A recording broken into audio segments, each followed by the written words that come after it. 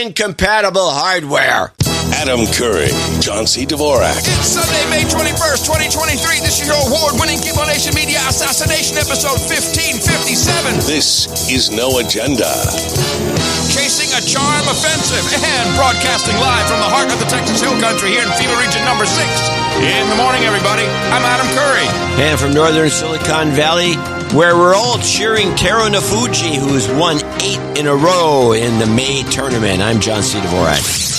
Crackpot and Buzzkill in the morning. Never ceases to amaze me. We're in the middle of, on the brink of a nuclear war. We have all kinds of horrible things happening, climate change, but we still have sumo wrestling to fall back on. Yeah, and the big Yokozuna's back. Are you all how long has it been going on? The tour, the competition? 8 days. And you've been watching every single day? I missed the first day. Okay. And who are we supposed to vote for? You vote for... root You for. vote for the leading goal scorer. Okay. Taro Nafuji, he's the Yokozuna's, the big guy. He's a big, giant Mongolian. Oh, really? But aren't all these... Wait a minute. Don't you have to be Japanese by default? No. Most of the big boys of the last, say, couple decades have been Samoans. There's been American Hawaiians. But these big Mongolians are really showing it well. And this guy is the top guy, and he's a Mongolian. Yeah, okay. So 200 pounds. 200? That doesn't seem like... 400. Oh, 400.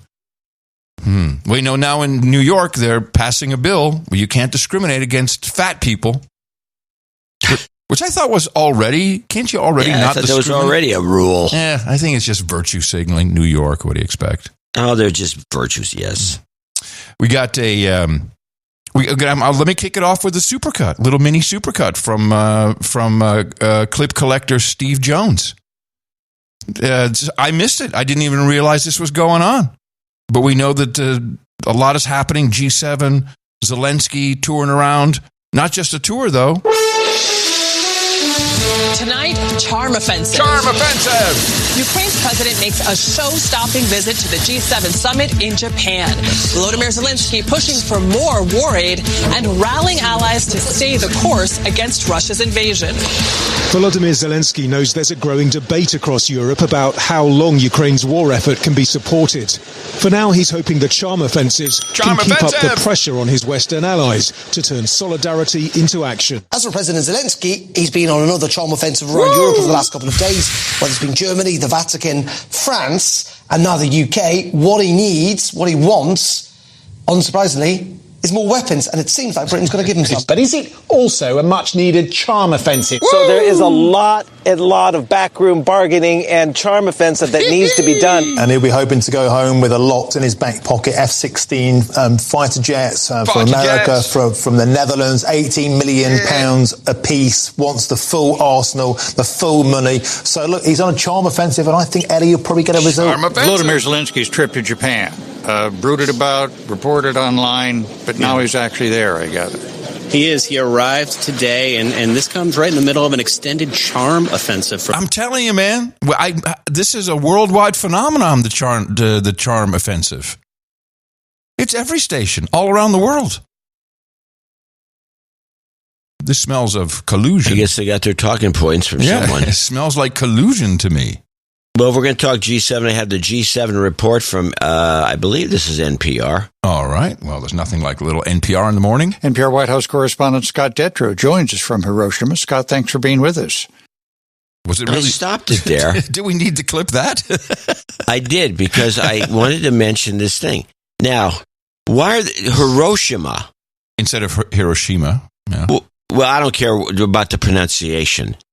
I'm caring about the point that they dropped an atom bomb on that town. Yeah. And it wasn't like a nuclear power plant that melted down or anything. It was a bomb that released all of its fissionable material across the whole area. Mm-hmm. But yet, just really within recent memory, they're having meetings there. So how dangerous is nuclear power? I don't know. And also, I think Nagasaki was booked, so they had to do it to Hiroshima. So the point is that why is the left so still freakishly weird about nuclear power when they're having meetings? I think that's a very astute where an point. entire place was decimated, not decimated, it was blowed up by a nuclear bomb. Flattened. That's that's why I stopped that clip there. But let's go on with the rest of it. That's a very good point. Because, we still can't go to Chernobyl. Oh, no. Apparently there is an expiration date on nuclear fallout and radiation. Well, the expiration date is coming for Chernobyl. Volodymyr Zelensky's trip to Japan. Brooded about, reported online, but now he's actually there, I gather. He is. He arrived today. What kind of intro is this guy giving? No, I guess he's there, huh? He's actually there, I gather. Is he disinterested in his job? Listen to this. But now he's actually there. This guy has a style all his own. Yeah, it's Volodymyr Zelensky's trip to Japan. Brooded about, reported online. Brooded about? But now he's actually there, I gather. What is brooded about? Brooded? I guess people were brooding over it. I have no idea. That was strange. He is. He arrived today, and this comes right in the middle of an extended charm offensive from Zelensky, which is coming ahead of what we expect will be a major military offensive from Ukraine. Zelensky, remember, had not left the country much for obvious reasons for much of the first year of the war. Then he had that dramatic trip to Washington at the end of last year. And more recently, Zelensky has been visiting heads of government in several countries to pressure them to keep supporting Ukraine as military costs keep going up and as the war keeps dragging on. The trip to the G7 comes immediately after Zelensky made a similar case to the Arab League in Saudi Arabia the other day. Mm-hmm. We do not know much about his exact agenda here in Hiroshima, though the White House is indicating he will almost certainly have a one-on-one meeting with President Biden on Sunday. And I gather there's a major welcoming gift in the offing. President Biden now indicates that he would support Ukraine acquiring F-16 fighter jets from Western countries. That's a change, isn't it? And it's a much larger gift than they had in the gift bags for the reporters covering this summit. I mean, look. Wow. I bet you know what? I'll bet you they actually get gift bags. Well, see, that is why I stopped the clip there. This is a dynamite little thing. Now, the question in my mind is this guy... Now, gift bags are very commonplace. In Hollywood, at the Oscars. In Hollywood, in entertainment reporting. Entertainment reporting being the key. Exactly. And so I'm thinking, is this guy either... Are they giving away gift bags? Because they don't make it very clear that they're not. And they joke about it. The two of them laugh and yuck it up. Or is it just that this guy is, like everybody else, I guess, on TV, an entertainment reporter forced to do real news coverage? Which is kind of my guess, but I could be wrong. Maybe they did get a gift bag. I got to give it to you right off the bat. It's early, but still. Clip of the day. We've never heard the gift bags in reporting. And this is NPR. You can't horse around on NPR. Not when it's when the world is on fire. You can't do that. I found it peculiar. I like it. I think we have one more of these. Yes, we do. But on a serious note, this is a huge escalation in how the U.S. and its allies are arming Ukraine. Ukraine had been begging for these jets for more than a year. Biden resisted. He was worried that this could be something that would lead Russia to broaden the war and perhaps retaliate against other countries. But now, this week, Biden has told other G7 leaders the U.S. will support efforts to train Ukrainian pilots on F-16 fighter jets and begin conversations about how to get F-16s from other countries to Ukraine.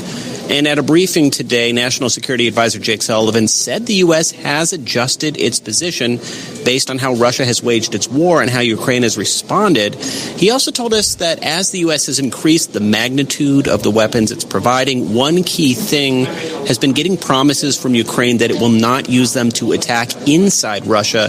And he indicated that promise would be key when it comes to these F-16s. What kind of bullcrap promise is that? What's the point of having them if you can't fly over Moscow? So this is not showing any signs of letting up. No, you're correct. It doesn't. Well, but there's a couple of things that all happen in the same few days. including this little report. An accounting error at the Pentagon overvalued U.S. aid sent to Ukraine by $3 billion. Reuters cited two defense officials who said weapons taken from the U.S. military stock had been assigned a much higher value than they should have been. The officials also say there are inconsistencies in how the equipment sent to Ukraine has been valued. The error could result in the U.S. sending more weapons to help in the war against Russia. So we just magically made $3 billion appear thanks to an accounting error. So we can send them more. Yes, we can send them $3 billion more. So I thought we were sending them. I thought we were sending them weapons they needed. I didn't think we were sending them like value that they need. In other words, why are they counting the nickels and dimes here? Because if you want a bullet, you want a bullet, whether it costs a nickel, a dime, or a dollar. Well, it's because of the amount of money that has been appropriated by Congress. So they needed a little more, apparently, for the training. Now we know from our insiders in the currently active military that F-16s are fine, but you've got to train the pilots. You need to have ongoing maintenance. You need to have parts. You have to, you can't rewrite all the manuals in Ukrainian, so you need Americans there, boots on the ground, which is what you've been saying would happen. You need to have the right facility for airport. So there's a lot of things that have to happen, and that might cost $3 billion. It's not like buying, a simple drone. And also, according to our contact, most of these Ukrainian fighters will need jet fighters, pilots will need quite a lot of training because they're just going to ruin these jets. It's not as simple as I'm flying a MiG-29, a beat up old piece of crap. I'm going to jump in a F-16 and fly it. It takes a little time. Now, let's go to France 24, the most honest foreign news service I've been able to find, and we bring in the head lecturer. What is this guy? Wait, is this the guy? Where's the lecture guy? Here we go. The lecture guy, military lecturer guy from University of Portsmouth, Oxford. Biden's U-turn, is it going to be too late for the spring counteroffensive that we hear so much about? The spring counteroffensive? Oh, completely. Wait a minute. Yeah, I would say if it goes into summer, it's too late for the spring counteroffensive, but you can do a summer. We're not even going to get summer. This is going to take years. Biden's U-turn, is it going to be too late for the spring counteroffensive that we hear so much about? Oh, completely. These jets will not be deployed in any numbers. We may see some cosmetic deployment before the end of the year, but I suspect it'll be spring next year before we see them operating to their potential. And we may see them flying around, but that isn't operating to their potential. These jets, just as any component of air power, are part of a much more complex picture. They need to be trained, exercised, maintained, based to form part of that system. And putting that system together not quite from scratch, but there's a lot to do, will take many, many months, not least the training of the air crew, ground crew, and preparation of the bases, and a lot more besides, James. I'm so amazed that France 24 is really the only honest outfit out there. And so, of course, the question is, what change does this make? What will realistically change here? Well, nothing much. They made the same saber-rattling threats for the HIMARS, the long-range artillery system, indeed much earlier in the war, calling all that escalation. This against the background, of course, constant bombardment day after day by high-end cruise missiles, most of which, of course, are shot down by the gift of anti-aircraft missiles, by tanks, and now we hear it over jets. I don't think we've much to worry about just yet. One question is, which of Ukraine's allies are likely to deliver on these jets? How many are they going to need for this to actually make the difference? They'll probably need in excess of 30 to make any sort of impact. I think we won't know yet who the donor countries are. All countries require the jets that the countries that are operated right now are required by those countries. There are constraints as to the types that are sent. There are constraints also on the avionics that are inside the jets that may need to be modified to be sent to Ukraine. So we won't know that, I think, just yet. But the coalition, which certainly exists of F-16 donating nations, will be thinking about that very carefully right now. But I would suggest it will probably be a couple of European countries. Yeah, and wouldn't you know it, in excess of 30 is what he said. The Netherlands just canceled a deal between the country and Draken International, U.S. arms dealer, private company, for the sale of 40 F-16 fighters. Have they finally gotten the Netherlands to pony up? Looks like that's where the possibility. Yeah. So meanwhile, while this is all taking place, and we'll get to Bakhmut in a moment, King Zelensky is over in Saudi Arabia addressing the bros there. Well, here at the summit, who have a different view on the war. Hold on, stop. Let's get the timeline correct. He was in Saudi Arabia before he went to G7. Okay, but this is all happening in the background. Yeah. Okay. Well, here at the summit, who have a different view on the war on our land, calling it a conflict, I'm sure that we can all be united in saving people from the cages of Russian prisons. The cages of Russian prisons. It doesn't seem to be about an attack on Ukraine anymore. Unfortunately, there are some in the world and here among you who turn a blind eye to those cages and illegal annexations. And what cages? Have we missed something in the reporting of cages? Are people being he's talking about that journalist that was picked up and thrown in jail? To those cages and illegal annexations. And I'm here so that everyone can take an honest look, no matter how hard the Russians try to influence. There must still be independence. In the occupied Crimea are Muslims. I'm more than sure. Now, I don't understand why this happened. The audio is almost like it was an insert.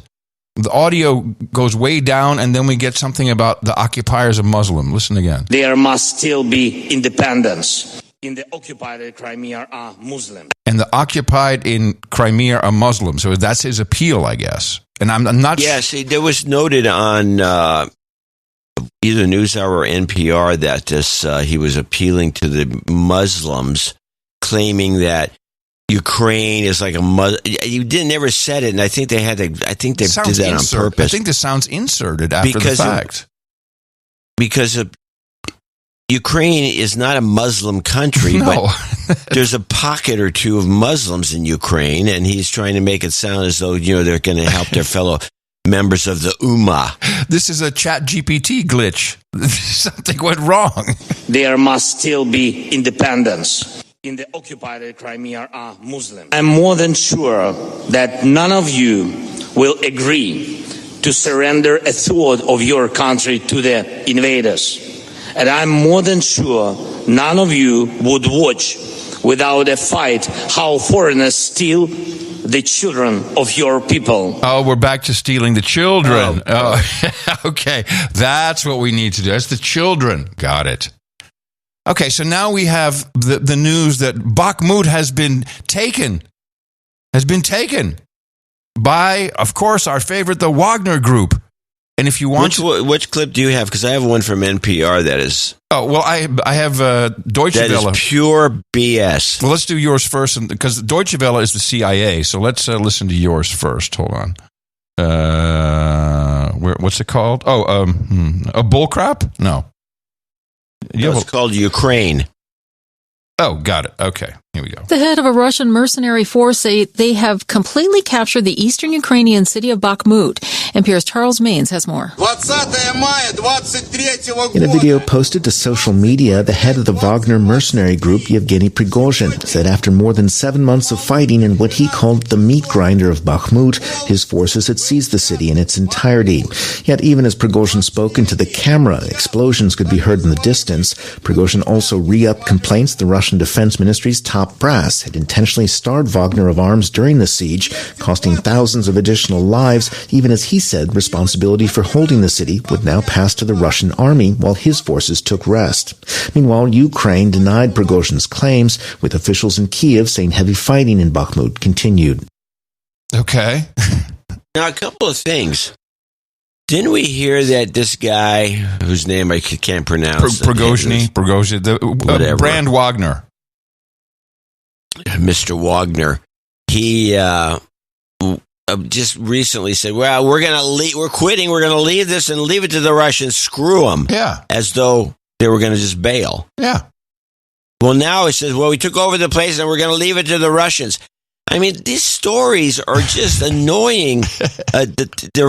These reporting sucks. It's dreadful. But also, so the social media video shows this dude, this Pudgemeister Prigozhin, and he's got a Russian... The hot dog man. He's got a flag. He's got like 8 guys behind him who look... I'm telling you, they look like Dad's army. They don't look like the killing machine that the fiercest, killing, horrible fighters smashing people with sledgehammers that we heard about. And that's it. That's the whole. And then there's that. We forgot about that aspect of it. These bullcrap stories about the sledgehammers. Yeah. I mean, come on. All right, so here's Deutsche Welle, which is always approved by the CIA. And with Zelensky thousands of kilometers away at the G7, back in Ukraine, the head of Russia's Wagner mercenary group has claimed a breakthrough on the battlefield. Yevgeny Prigozhin claims in this video that his forces have fully captured the eastern city of Bakhmut. Ukraine's military has been quick to deny the ruined city has fallen. Kyiv says its troops are still defending their positions. Matthias, what should we make of Prigozhin's claims? It's hard to say now at the moment what the situation is, but we are really talking about a few streets that were left under Ukrainian control yesterday or until recently. It's precisely these streets where the Ukrainian military says that fights are still going on, that they would put up resistance, but that the situation was critical. So it's very hard to say what's the exact situation on the ground, but it's not unlikely that by the end of the day or this weekend, Wagner will have full control over the city if they don't have it yet. It's also possible, of course, that the Ukrainians can hold on further. This could be fights that keep the Russians in check in order to retreat, or it could be an attempt to keep them there. It's hard to say, but it's clear that Wagner has really advanced until a very, very small patch of the city. All right, so for weeks, this was it. This was the pinnacle. The whole war hinged on Bakhmut. Now it's couple streets maybe. Does it mean anything? Dude. And what's the significance if it does take all of Bakhmut? Does it change the strategic situation?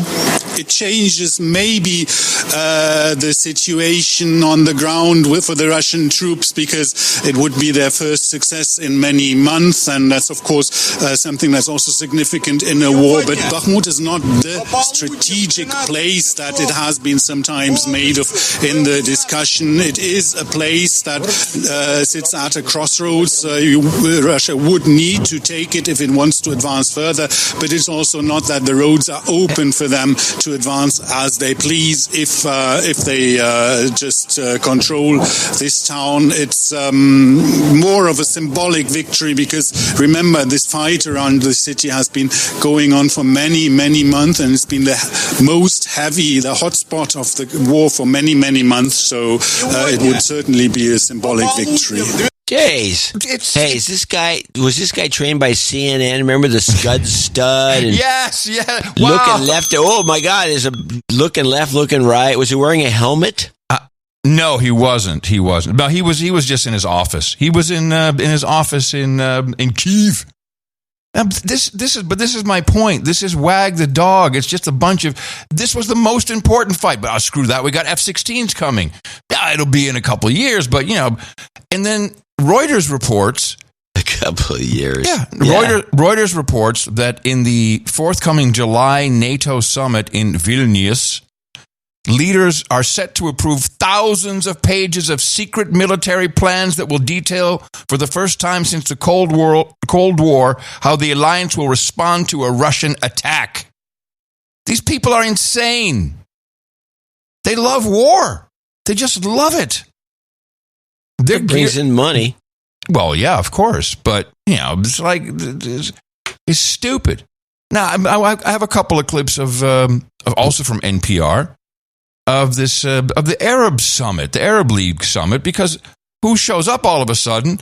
Angelina Jolie and Brad Pitt's buddy, Assad. Leaders from across the Arab world are meeting in Saudi Arabia, and someone who hasn't been in the room for over a decade is making a reappearance. Syria's President Bashar al-Assad is officially ending years of isolation by the region's powers over his brutal civil war that's killed an estimated 500,000 people. Washington has condemned the kingdom's normalization of ties with Assad, and the invitation is seen as another sign of the strained relationship between the U.S. and Saudi Arabia. Is that it? NPR's Aya Batrawi is in Jeddah. That's where this year's Arab League Summit is taking place. Good morning, Aya. Good morning. Good morning, Layla. Hello, Layla. Okay, so this NPR stuff has got to stop. Good morning, good morning, good morning, good morning. It is taking place. Good morning, Aya. Good morning, Aya. Good morning, Layla. Morning, Layla. Hello, Okay, so Layla. the Hello, return of Bashar al-Assad, who was something of a pariah over his crackdown on the opposition to his rule, the torture in prisons, the hundreds of thousands who've been killed in the civil war. Now he's just being welcomed back. This is such bullcrap. This was all a hoax. All the bombing, the chemical weapons of his own people, the white helmets. The whole thing was a hoax. This is as if all of that was never happened. That was never deconstructed. NPR just goes, oh yeah, remember he was killing his own people. Yeah, his dad did that for sure. But this, what is he? Isn't he an eye doctor? I think he's an eye doctor. Ophthalmologist. Yeah, ophthalmologist. Yeah, this horrible guy with a lisp. Well, yeah, that is pretty much what's happened. Look, there are countries, important ones like Egypt and the United Arab Emirates, that had already been building back their ties with Syria for years now. But the big shift really happened after February's earthquakes that struck Turkey and parts of Syria. It gave Saudi Arabia and other countries that were on the fence in this region what they needed to re-engage with Syria, at least for humanitarian purposes at first. But not everyone in the region agrees with this embrace of Assad. Qatar and Kuwait are both opposed. Mm-hmm. And the image of Assad being welcomed here on the red carpet yesterday when he arrived in Jeddah is jarring to many Syrians as well. We've got to figure this out. We've got to figure this out. This works out with Zelensky going to Saudi Arabia and slamming the Russians, because the real problem with Syria and us and our people is the Russians. It's a Russian stronghold. They use it as a docking port. They have bases there for all practical purposes, and it's their kind of outpost while we use other places. Plenty of them. So they have their outposts in Syria, and we make a big fuss about it and try to roust them. Well, there's more. Sorry. Yes. And so you have this phony baloney Zelensky going into Saudi Arabia for no good reason except to slam the Russians, which is part of an effort to keep Syria from joining with the Arab League, which didn't work because no one's going to believe this guy. He's a midget. There's more from NPR. I think Zelensky comes up too. Just to remind people how the war started in Syria, it was protests against Assad's rule that were violently repressed. That turned into a civil war. Saudi Arabia, the host country today, backed the rebels trying to topple Assad. And today, this return means what? That Assad has officially won? Well, his country is in economic crisis right now, and U.S. sanctions are really impeding efforts to normalize with him. But yeah, the effort to topple him failed when Russia and Iran rushed to his side. And now Syria's civil war is at a stalemate. Millions of Syrian refugees are waiting to return, and that is going to require rebuilding Syria, and Arab states do want a piece of that. And they're hoping Syria can reorient itself back to the Arab fold and away from Iran, which still has a very big footprint there. Iran comes into the play. And as we know, they're only 2 weeks away from having the nuclear bomb. So, as you mentioned, Saudi, that was 2 weeks ago. It was about 2 weeks ago. Maybe it's 2 weeks more. So, as you mentioned, Saudi is the region's power broker, lots of influence economically, politically, religiously. What's Saudi Arabia hoping to get out of the summit? The kingdom wants to flex its diplomatic muscles. Crown Prince Mohammed bin Salman was long seen as a brash, impulsive, even unpredictable leader, but he's reversing course on a lot of that and trying to rebrand Saudi Arabia as a mediator, including even in the war between Russia and Ukraine. And I'm hearing from diplomatic sources that Ukrainian President Volodymyr Zelensky has been invited to attend the Arab League summit in Jeddah. So this is Prince Mohammed really flexing that ability, resisting U.S. pressure to pick a side, go against Russia, while also inviting Assad, a patron of Russia, to a summit where Zelensky Zelensky could be in attendance. So it's really the Crown Prince showcasing his power as a broker on the world stage. NPR's Aya Batrawi in Jeddah. Thank you, Aya. Jeddah. It's that analysis stinks. It's horrible. But that's NPR for you. It's BRICS, obviously. It's the BRICS. It's everyone's putting together little groups. And we look like the dicks. We can't even count right. Oh, it was $3 billion. Oh, we can give it a little extra money. So stupid. I have, let me see, I have, I think a Kirby clip here. We can't even count right. We can't even count right. Overseas, President Biden. Yes, hey. Hey, you know what they should do? I have an idea. Oh, what? You want to straighten things out? Don't worry about the... Audit the Pentagon? Yeah, how did you know? Yeah, I don't know. It's just one of those things we've been talking about for 15 years. Overseas, President Biden is at the G7 summit in Japan, this is CBS. where world leaders today agreed to a new round of sanctions against Russia. Oh. CBS's Elizabeth Palmer reports Ukraine's Volodymyr Zelensky will join the meetings when he arrives this weekend. What? Hold on a second. What the hell's he got to do with the price of bread when it comes to making this sort of decision, which is an American decision? Well, was he going to throw his 2 cents in? He's the token. What is he? A consultant now to our government? I love seeing Rishi, Macron, and then Queen Ursula. I mean, so there are 2 countries. Of course, the UK is not, but France is in the EU. So, yeah. Don't other countries? Oh, and the German guy too. The German chancellor was there. But there's a whole bunch of other countries. They don't get to go. I guess it's because they're not G7. But then Ursula, does the EU count as a G7, or is she also just a consultant? Because she's not the leader of any. Well, she's the president of the European Council. And by the way, she didn't get the memo. She's wearing a pink. Like a pink jacket, and everyone else is black and dark blue. But she's wearing blue and yellow. The Ukrainian president will be the summit's special guest, due to arrive here this weekend. Zelensky spent the day at the Arab summit in Saudi Arabia, looking for support from some leaders with close ties to Moscow. He welcomed the announcement from President Biden that the U.S. would back the plan to train Ukrainian pilots on U.S.-made F-16s. This, he wrote, will greatly enhance our army in the sky. It's called an Air Force, douchebag. Army in the sky. This, he wrote, will greatly enhance our army in the sky. The Ukrainian leader has been asking for months that the U.S. provide F-16s to help turn the tide of war. A U.S. official said Mr. Biden is now committed to helping Ukraine get the jets, although they may actually be supplied by European allies. There we go. No, he doesn't need F-16s now. Originally, Mr. Biden had been reluctant to supply the planes as they have the capacity to hit targets deep inside Russia. Fighter planes pose a certain risk of escalation. How big is it? We have been mindful of the risk of escalation since the very beginning. In fact, we've taken some criticism for that because we want to make sure that as we support Ukraine, we aren't making it worse for the Ukrainian people by having this war escalate to be exactly what Putin wants it to be and claims it to be, a war about the West versus Russia or NATO versus Russia. I love how he just projects this all out there. Putin claims that. No, that would be anti-war people like us and other people who just don't want war. We see what's going on. That's what's going on. That's exactly what Putin said. Now, it's going to take Where's time all these F-16s coming from? Yeah, Holland. Train those Ukrainian pilots at sites in Europe, and we still don't know which countries exactly are going to supply. Hold on a second. Stop.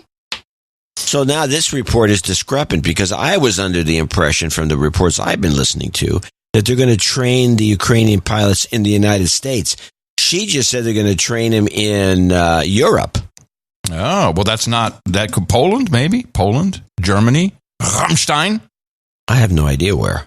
Now, it's going to take time to train those Ukrainian pilots at sites in Europe, and we still don't know which sites in Europe countries exactly are going to supply the aircraft. So it's safe to say, JB, that we won't see them in combat for months to come. JB. Doesn't this? So if the Netherlands, so that was CBS. Yeah, CBS. Okay, it's probably they are going to train them in Europe then. Yeah. Well, let's say the Dutch send their 40 F-16s to Ukraine. Doesn't that mean the Dutch will logically be buying new stuff? I mean, hello. What do you think this is all about? Hey, new stuff. We can buy new gear. Listen, people of the Netherlands, we have to do this for Ukraine. Whatever it takes. Don't worry, we'll tax you and buy some more. Well, the F-16's at the end of its life cycle, I think, and the models. I'm going to look it up, but the models have changed substantially since its first release. So the old pieces of crap F-16s. That's what they're giving them. The ones that run on coal. That's the ones that the Dutch old ones that run on coal. That's what the Dutch are going to be the ones that that. You have to hand crank the engine to get it started.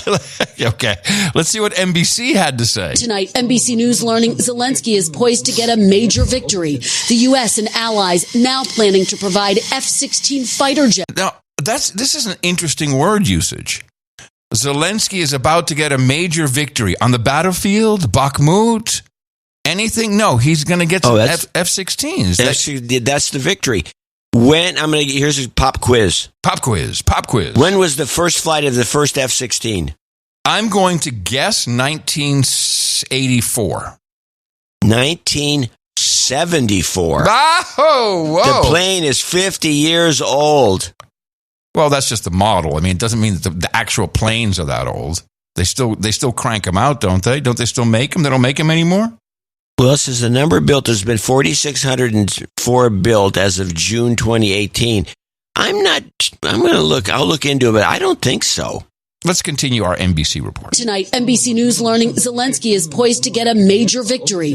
The U.S. and allies now planning to provide F-16 fighter jets to Ukraine, according to a senior administration official. It's unclear which countries will provide the jets. Still, it's a move the Biden administration previously opposed. Same report as CBS, by exact same words, except they did slip in the U.S. will be providing them, which is not true. Hey, Kristen, we have a bit of breaking news tonight in Kyiv. We're getting late word of more explosions, more air defense measures being deployed. Woo. And even though President Zelensky had said those F-16 fighter jets would be a game changer, it's not going to happen overnight, correct? Tom, that's right. It could take weeks, even months to deliver them. The White House had been concerned the move would provoke Russia. There was also the worry about the cost, how long it would take. How was that breaking news, by the way? What was the breaking news? We have reports of some Scud missiles. Oh, no, wrong script. We have some reports of some breaking news. Tom, that's right. It could take weeks, even months to deliver them. The White House had been concerned the move would provoke Russia. There was also the worry about the cost, how long it would take to train the pilots. When Zelensky comes, he's expected to praise the move and likely ask the U.S. for even more aid. Oh, wow, this guy really has a chokehold on us. He's going to praise us. Good boys. Oh, yeah, this is out of control. More information, F-16 backgrounder. Okay. And by the way, I'm sure we will have our boots on the ground set us straight by Thursday's show. What do we know? That is actually bullshit, which is what we're thinking. Yeah. So these first planes, which went into service in 78, were made by General Dynamics from 74 to 83. Lockheed picked them up in 93 and started making them for a couple of years. Then Lockheed Martin, which was the combined firm, started making them from 95 to the present. So they're still being manufactured. Wasn't for some reason, and someone will help me out. I'm sure the General Dynamics, whatever old planes there are, the ones that are going to the Ukraine. There was Prince Bernhard of the Netherlands, and this was, I think, in the 70s probably, was involved in something known as the Lockheed scandal. When the Prince of the Netherlands received a $1 million, which was a lot of money back then, a $1 million bribe. What was it for again? It's a reasonable bribe. At the time, yeah. I was in the 70s negotiating the sale of aircraft. It was the Netherlands, West Germany, Italy, Japan, which nearly led to Lockheed's downfall. But anyway, for some reason that just came to mind. Let's listen to the final report from ABC. Today, a senior administration official tells ABC News that President Biden has informed the G7 ally. What's this Yankee Doodle pipe in the background? Like this, listen to it. It's like some kind of patriotic fife and drum thing happening. I have no idea. A senior administration official tells ABC News that President Biden has informed the G7 allies here that the United States has agreed to allow Ukrainian pilots to begin training to fly American-made F-16 fighter jets. This move represents a major reversal for Biden and a wish fulfilled for Ukrainian President Vladimir Zelensky. Major reversal. I'm sorry? That's bullcrap. It's not major reversal. He's just growing into it. We know this was going to happen. Well, I think they have some clips of Biden saying, never. This represents a major reversal for Biden and a wish fulfilled for Ukrainian President Vladimir Zelensky, who has pleaded for F-16s for months. We have artillery. Yes. Thank you. We have it. Is it enough? Honestly, not really. No, never. Listen to the... No, now you stepped on it. This guy. The crowd, Go on, play the it crowd again. laughs. It's a laugh line when he says this. This group, this must be a bunch of arms dealers. Yes. Thank you. We have it. Is it enough? Honestly, not really. What is that? Is this a laughing matter? You should have pushed it. You should have boosted it. I'm just noticing this message. Is this? These people are horrible. So we're supposed to believe this is some existential war for Europe and the West in general. And he says, well, thank you, thanks for that, thanks for the tanks and whatever else old stuff. Thanks for the billions and billions of dollars of gear. Yeah, was it enough? Was it enough? Not really. Yeah, you know why they're laughing? Because billions more, it's going to flow. Yeah. We have artillery. Yes. Thank you. We have it. Is it enough? Thank you very much. Honestly, not really. The F-16, the backbone of the U.S. air fleet, can travel twice the speed of sound, drop bombs on ground targets, and fire air-to-air missiles. Ukraine believes these planes provide a distinct advantage in the skies, enabling them to shoot down incoming cruise missiles and fighter jets, fending off Russia's punishing air assaults. Oh, wait a minute. I thought our Patriots were doing all that. The Patriot installations. Yeah, the Patriots. That's already so successful. But up till now... How is the F-16... now we can get some boots on the ground report when I say the next thing. How is the F-16, a 50-year-old plane, the backbone of our Air Force? I thought the F-22, even though there's not that many of them, or the F-18, we have a lot of gear. Yeah, I'm just going to say, when you say that, a 50-year-old plane, the planes are not built 50 years ago. Yeah, I understand. They're built to last, but because they're still flying B-52s. I get that, What too. I'm saying is they still build them in 2018. Yeah, and they're building newer versions. Yeah. Yeah, it's just but they're not going to get the new version, I can assure you. They're going to get the 50-year-old ones. Yeah, but it's like you and your Lexus. that old car. It's a great car. Exactly. But it's not 50 years old. Well, it's getting there. How old is your Lexus? 30 years old? It's got to be 30 years old. I have two Lexuses. One of them is about 30 years old, and the other one is 2005. You can do the math. But up till now, providing F-16s has been a red line for President Biden, reluctant to provoke an unpredictable escalation from Russia. But let's do it now? Still, in a February interview with David, Biden did leave the door open just a crack. We know President Zelensky continues to say what he really needs are F-16s. Will you send F-16s? Look, we're sending him what our seasoned military thinks he needs now. Our seasoned military. What? I don't understand these terms. This is all just it's a big joke to these people. They're all laughing their ass off because they're going to make hundreds of billions of dollars. Our F-16s. Will you send F-16s? Look, we're sending him what our seasoned military thinks he needs now. You don't think he needs F-16s now? No, he doesn't need F-16s now. Is that a never? Look, first of all, the idea that We know exactly what's going to be needed a year, 2, 3 from now, but there is no basis upon which... A year or 2 or 3? We know exactly what's going to be needed a year, 2, 3 from now, but there is no basis upon which there is a rationale, according to our military now, to provide F-16s. But you're not ruling it out? I am ruling it out for now. For now. But no longer. The administration now says they hope Ukrainian pilots can begin training in the coming weeks. As for who will actually provide the jets tonight, that remains an open question. And administration officials saying our coalition of countries participating in this effort will decide when to actually provide the jets, how many we will provide, and who will provide them. Maybe they were just waiting to train African jet fighter pilots. That's where everything else seems to end up. Maybe this is not about Ukraine at all. Maybe they want to send these things down to Africa.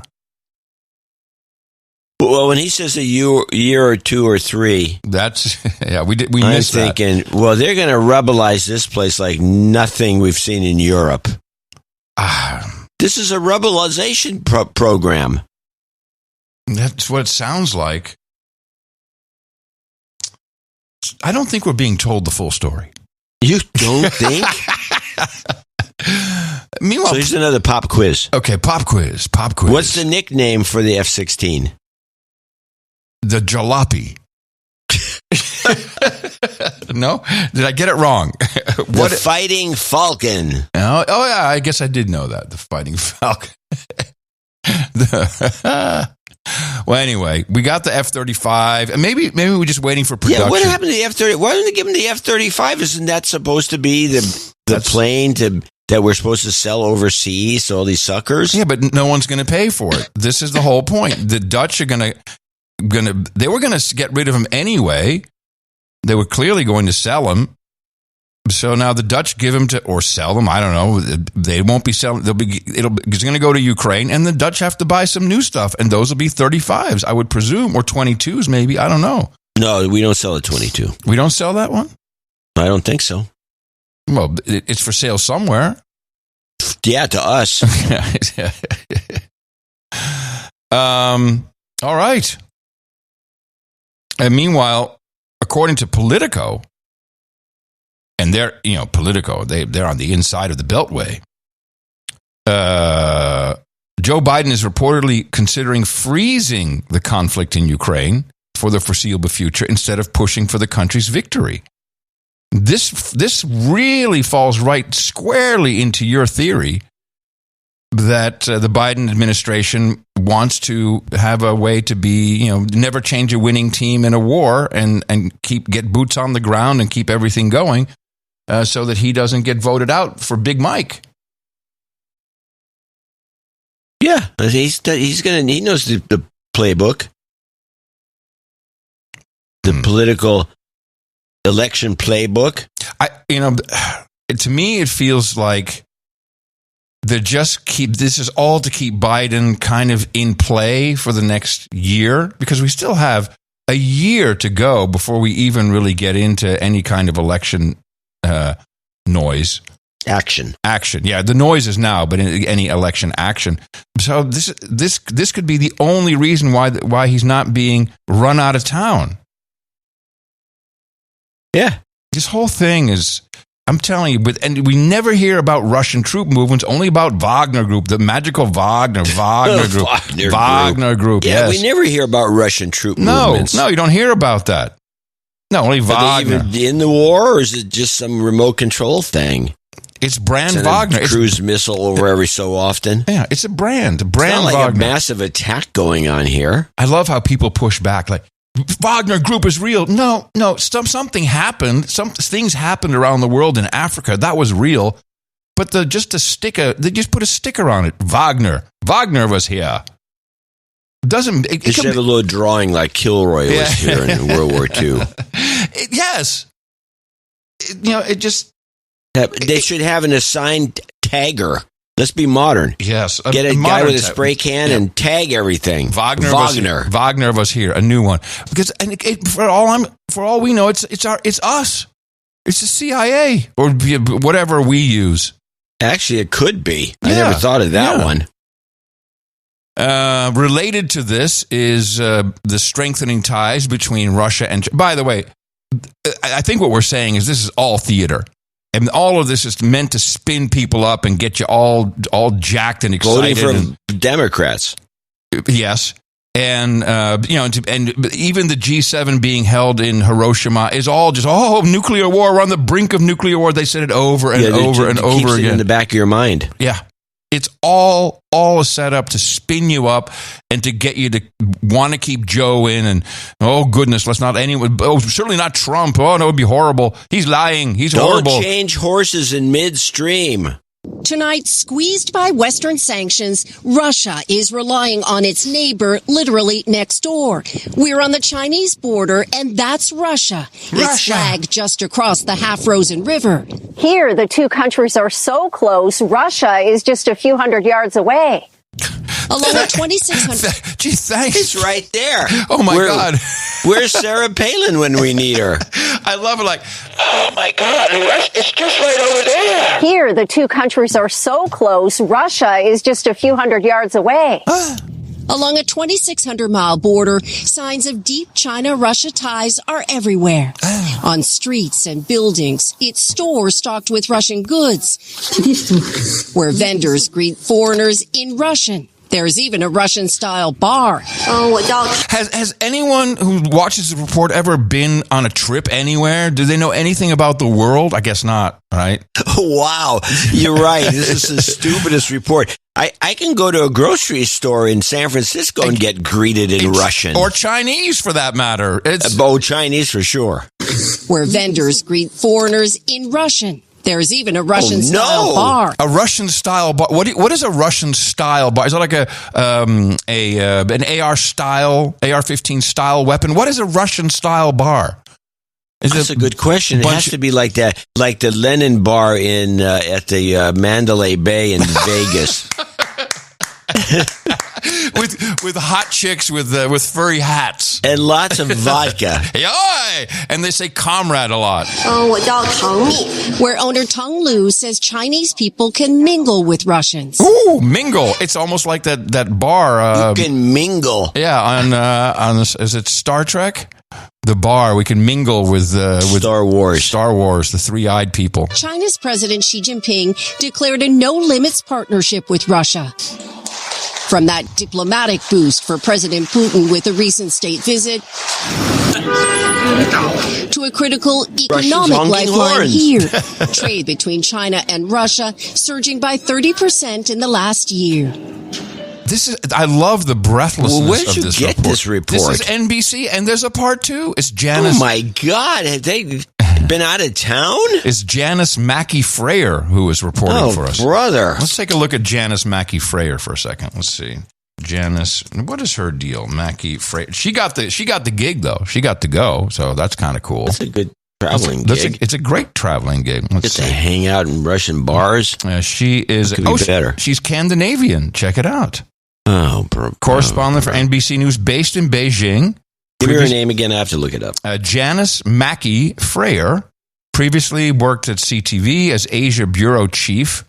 She was the network's Middle East Bureau Chief in Jerusalem. Well, she's got some good gigs. She studied... What do you mean? She was at CTV? That's...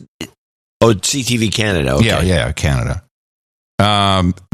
She studied international relations and French at the University of Toronto. I don't know if she's spooky. She's slippery. Let's see. Well, if she's spooky. A little spooky. Which is, if she's been in Beijing and then she's been all over, so that's kind of a sign. You need to look at her picture. She's got that. I'm just talking as a producer. As a producer, she has kind of that war-worried face. You know what I mean? Like, how can I explain it? I'm gonna look at it. I bet when she looks spooky, very stern and wrinkled. You know, I was like stern and wrinkled. There you go. That's a description she's gonna love hearing. Let's go to part two. And this is where a huge pipeline delivers Russian gas to China, energy that used to flow to Europe. All of it keeping Russia's economy afloat and funding the war in Ukraine. Aha, damn Chinese. Trucks loaded with goods will come and go from Russia across this bridge that was built and paid for by China. Russian truck drivers told us they're crossing to China every day. We're good friends, he says, of China. Still, relations during wartime are a sensitive topic here. We were tracked by Chinese authorities. U.S. officials, including the U.S. ambassador here, tell NBC News there is no evidence so far that China's support for Russia includes weapons. The John C. Dvorak School of Journalism, ladies and gentlemen. No evidence. Russia needing allies like never before. I want to hear that one again. Ambassador here, tell NBC News there is no evidence so far that China's support for Russia includes weapons. It's an extra twist on the no evidence. No evidence so far. This is a good... That's actually advanced. It's advanced. Russia needing allies like never before. And finding one close at hand. Janice Mackey-Freyer, NBC News, Heihe, China. Heihe? Heihe. Jackie, you need to go to Heihe. Heihe what? Huh? Heihe. This is all just so pathetic. Do they not understand the No Agenda show sees right through them, that we understand what they're doing here? They're just trying to make everybody crazy. It works for most people. Yeah, I see that. Of course, I'd like to remind everybody, as more and more people join the No Agenda show, they join No Agenda Nation, and some people are new, and it is important to understand that John and I pretty much never speak during the week. I mean, the extent of it might be, hey, look at this great story about AI, and then you'll say something horrible, and I'll regret sending you the story. And I loaded that product. Oh, you did? I sent John an article about using Chat GPT type AI on your computer, and you loaded the product. So I loaded the product, and then I tried to run it, and it says, hey, no, you got to load. Now I have to load some back, I have to load the basis, the data. Yeah, you have to download the 6 gigabytes of data, of course. Yeah, okay, so I tried doing that, and it says, incompatible hardware. And I said, what? Wait a minute. But it has a bunch of choices. There's various models. I had to load the models. That's what it is. I had to load the models. I said, let me try the other model. Incompatible hardware. Now I'm using a machine running Windows 11. If you can't run something on Windows 11, which is picky about the hardware compatibility, this is bullcrap product. Okay. All right. Thank you for this report. So far, AI is failing on the No Agenda show. They're running it at home. All right. I can't stop laughing. That's great. Hold on a second. Meanwhile, over in the UK, BT, British Telecom, are going to be cutting 55,000 jobs, but crucially, 10,000 of them are supposedly be going to AI. Woo! You can see the front of the Daily Mail there. They asked the question, is this the start of the great AI jobs bloodbath? You can see the news making the front of the Guardian here as well. BT to replace staff with AI, and also the Financial Times. They call it the most radical cuts since privatisation, since British Telecom was privatised. So BT are to slash up to 42% of their workforce by the end of the decade. By 2030, it comes just a couple of days after Vodafone revealed that they'll be cutting 11,000 jobs themselves. The decision, of course, comes to cut costs, but also Chief Executive Philip Jansen says that AI tools such as ChatGPT, they're ready. They've shown enough progress to show that they can replace humans, especially in customer service, over the next 6 or 7 years.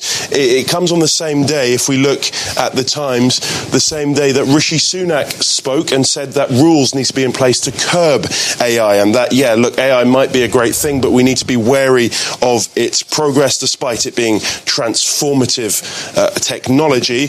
If we look at iNews here, they expand on that. UK warns new rules are needed to tame AI. He also said that global regulations needed. The PM made the comments during a flight to Japan, where the G7 is, of course, taking place in Hiroshima. So let's analyze this just for a second.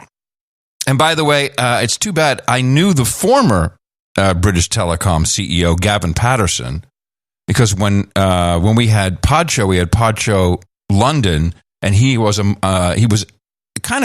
up in management of BT, but he eventually, when the Dutch guy left, who was a real dick, when that guy left, then Patterson became CEO. I still have his number. I want to ask him if he knows what's going on, but he left in 2018 or 2019. But what I hear is that, okay, so 55,000 jobs, that just sounds like, we just got to cut back because we're bloated and, there's no more free money. Yeah, obviously. That's what everyone's doing in technology. But of those, 10,000 is customer service. This I believe. I completely believe that ChatGPT can function just as poorly as humans in BT customer service. But I think that's perfect. And I'm sure that's what they're doing. I'm sure that customer service representatives... Yeah, it's going to suck as usual. Yes, now you don't have to pay anybody. It won't suck any more. It'll just... Yeah, it'll suck cheaper. Yeah, suck cheaper. Yeah, it'll suck cheaper. There's a show title. Suck cheaper. We're loaded with show titles today. Yeah, and that makes total sense. By the way, 570.ai, 570.ai... J.A. Donnelly, one of our producers, he's loaded up No Agenda Show stuff in there. You can literally ask things like, what are all the... Give me the Red Book predictions. What's it called? 570 what? 570.ai. And you can go in there and you can say, give me all the Red Book predictions, or what episode... it has a lot... Okay, I'm going to try it. Yeah. Hey, you mentioned something about the bad Dutch CEO. Yeah. So we got a note from someone. I'm not going to bust the guy. Mm-hmm. But he says that somewhere along the line, and I didn't think it was serious, but then I thought about it, and I said, I think this might be true. Okay. You knuckled under. I knuckled under. To pressure from a couple of Dutch producers who said, we're offended by Adam's Dutch voice. No. Bullshit. And I said, Adam's Dutch voice is a work of art. How could anybody be offended by this? This is completely bullshit. I don't believe this. Who said this? Give me his name. I already said I wouldn't. I will call it, but you have to. You don't have to do anything. You must repent. No, I don't think so. Why? Here's what I did. There was a Dutch producer, Hendrik, and he said, when you do a German voice, whenever German comes up and you do a Nazi Schultz voice, he says, that is actually traumatizing to many Germans. They've been trying to get away from that for decades. And so when Mummy says it's all good, just following orders, that's trauma. I can assume. Yes, I have to assume so. Yeah, and so I stopped doing that. But that's... Why? Because that's your job. The number of listeners, let's just go on the statistical aspect of this. Well, the number of German listeners we have that would be offended by that, I want to hear from them. John we have like at Dvorak.org. Yeah, John, send it to me, John at Dvorak.org. We have about 5 serious producers, knighted producers that are from Germany that have helped us over the year, including our friend in Mulrose. I want to hear that they're offended by you doing that crazy German voice. I didn't say offended. I said it's triggering to them. Traumatizing. Okay, well, triggering, not traumatizing. Triggering. But okay, triggering. Okay, well, traumatizing and triggering. 999. Traumatizing to me and triggering is pretty much the same thing. It's just a new version of the old word. Well, you know what? If they say it's absolutely not true, well, then we're going to go straight back doing it. Obviously.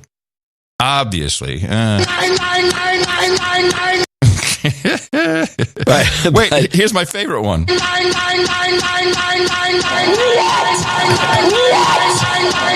Remember Rosie O'Donnell? Oh, yeah, vaguely. Some good times, people. Anyway. So those are the good old days of the show. I did not buckle, but you know what? We don't receive... There's no... Here's the problem. The Dutch aren't donating. There's no notes to read. That's the problem. They come in, under associate executive producer level. So the sometimes. Well, the other thing about the Dutch is they're having nothing but fun with these parties that they're throwing. I know. On the behalf of no agenda. They are having they're really stoned over there, man. And so it's like, even if the show folds, we can still have these parties. We got parties. We got our own mailing list, which, by the way, I advise. I know that Union, local number 1 in Michigan, has a pretty large mailing list of people. That's a hot list. It's a hot list, and so they can just mail to each other. And, hey, let's get this Friday where we're going to do it. Yeah, awesome.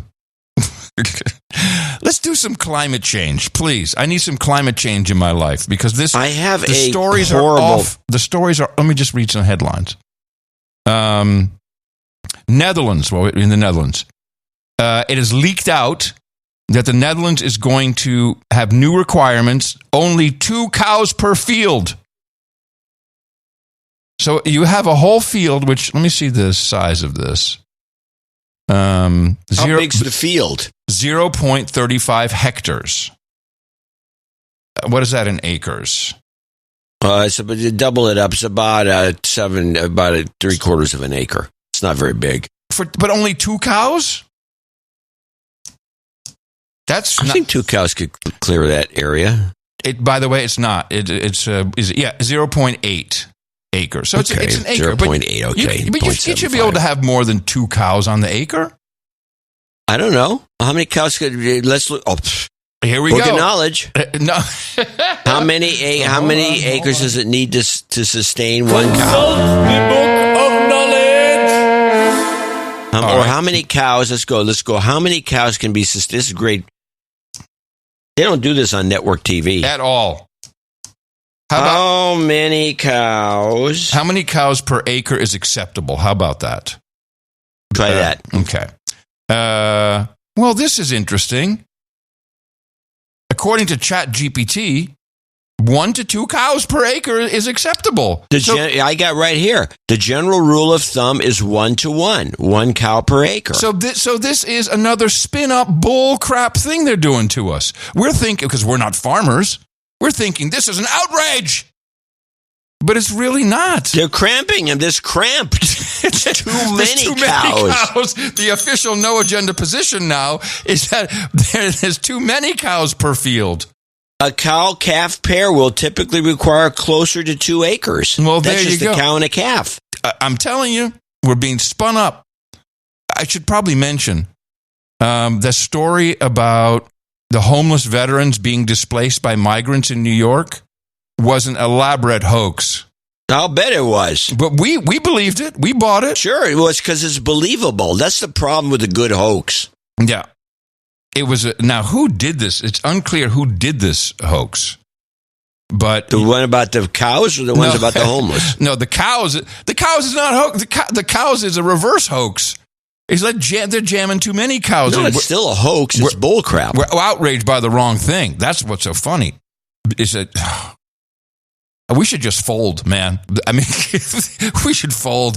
We're getting duped everywhere, left and right.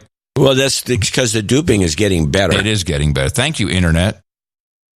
So, all right, let's go to climate change. We do duping too occasionally. Well, you want to talk about climate change? I got a horrible 5-parter. Nice. I'm ready. I'm ready. Then for this it. This turns the table on everything. This brings in a new idea. Uh-oh. And it's based on nothing but bullcrap. Nice. Okay. And mind you, this comes on the heels of the UN. Was it the World Meteorological bullcrap? One more time, I'll stop. The World Meteorological Operation. Climate Justice and Reparations, Part 1. Now to Northern California and the threat one community of color faces because of rising sea levels. KQED climate reporter Ezra David Romero takes us to West Oakland in the San Francisco Bay Area. Those rising sea levels make residents there vulnerable to flooding and to toxins that have long polluted surrounding areas. And residents say protecting them from that threat, or what's known as climate justice, is a form of reparations. Hold on, stop. First of all, what is now the makeup of Oakland? Because when I hear Oakland here in Texas, I think That's poor blacks. Couple of things. They're talking about West Oakland. I'm very familiar with West Oakland. I've worked in West Oakland. There's a big BART station in West Oakland, which they will never say it's BART. They'll talk about it as some sort of transit thing, trying to screw the poor black community. West Oakland is mostly black. I don't know if they're mostly poor black. I think that's East Oakland, but it's mostly black living in old Victorians, which are quite lovely, by the way. Mm-hmm. Lovely. Even though they're run down. And the place is ripe for gentrification, another word. That's my question. Is any part of Oakland gentrified? Yeah, Old Town. Okay. But Oakland is resisted pretty well because it's really not much you can do. But this report, I can walk from this house to what they're talking about. Almost. So you might be up for it would take me all day, but I could get there. You could, are you in line for some reparations? It's about, I'd say 10 miles from here. Oh, no, that's outside of the reparation zone. So this story starts off talking about rising sea levels is bullcrap. You said it again. You said you were going to fold if you said it one more time. I said it again. Oh, man. But I can't help it because this report is from top to bottom a lie. And the rising sea levels there's rising sea levels in West Oakland? This is the craziest story I've ever heard. West Oakland is more or less inland. There's no real docks there or anything. I mean, there's part of, you could almost say that where the cargo containers come in, you could call that West Oakland, but it's not. It's the inner channel. But no, this is bull. And it's just, okay, I get worked up just listening to this nonsense, but play on. Which is the point of it. Thousands of people live in West Oakland, a bridge away from San Francisco, boxed in by freeways, a port, and numerous industries. Margaret Gordon shows me around the northern edge of the neighborhood. So where are we going to go? Okay, we're going to go over the overpass. We pass charcoal gray and white condominiums about a half mile from San Francisco Bay. As seas continue to rise, Gordon, who founded the West Oakland Environmental Indicators Project, foresees a looming disaster. These will be the first victims of a sea level rise. And not only from surface flooding. Between these homes and the bay are hazardous sites like an old army base contaminated with petroleum and other chemicals. That contamination can move around as water under the ground rises. Those toxic soils will be a hindrance to the community. There are going to be surprises, and they're going to be real health risks. Well, you say this, but what about the storms of 1962? Oh, 1962, there may have been a flood. Yeah, there was a storm flood. The abandoned Oakland Army base is there, yes. It's an army base. It's not like, I will say there are, and by the way, I was very aware of all the toxic crap that was getting into the air because I was working for the air pollution district for nearly a decade. Yes. And that area is one of the areas that I worked in. There's nothing what they're talking about is bullcrap. There's nothing going on out of that army base. If you talked about the Naval Air Station over in Alameda having toxic spills, yes. Tons. The Navy's always made a mess wherever they've been, and they just leave stuff, and then they waltz out of there. Hunters Point, same thing. Problem, yes. West Oakland, no. West Oakland, no. And this idea that the blacks have been forced to move there, that's nonsense too. It was always a mixed ethnic area from the get-go. You can people should read the wiki page for West Oakland, California, and just read the page. It's got a good history there. There's none of this. There's no sea level threat. Anyway, onward. Christina Hill directs the Institute for Urban and Regional Development at UC Berkeley. Oh, Rising seas move inland on top of the land and underneath it. The seawater actually comes under the land, almost like it's sticking its toe under the fresh water. That seawater pushes the fresh water up, where it can mix with contamination. Oh, As the pollution loosens, it can release poisonous gases in and around sewer and water pipes. the gas can enter buildings, workplaces, schools, and homes. Oh, I think we need to rebuild. Through cracks in the concrete slab foundation. Gentrify. Across West Oakland, there are more than 130 active toxic sites. West Oakland grew up as an industrial powerhouse. I'm going to call it right now. What's going on here. And I think you'll get a lot more of these stories about, that area. This is to run everybody out of town, tear it all down, and completely build a cheap.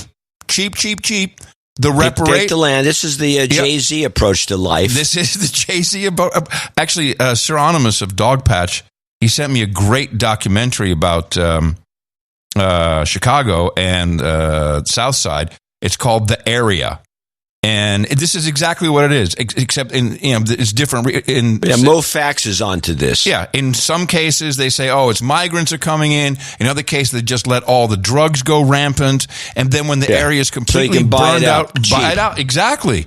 Or that's what we do in this country. Or do a Black Lives Matter demonstration, burn down Minneapolis, and then, so now it's climate change. That's what's poisonous gas is going to kill everybody. We're going to give you some reparations for leaving.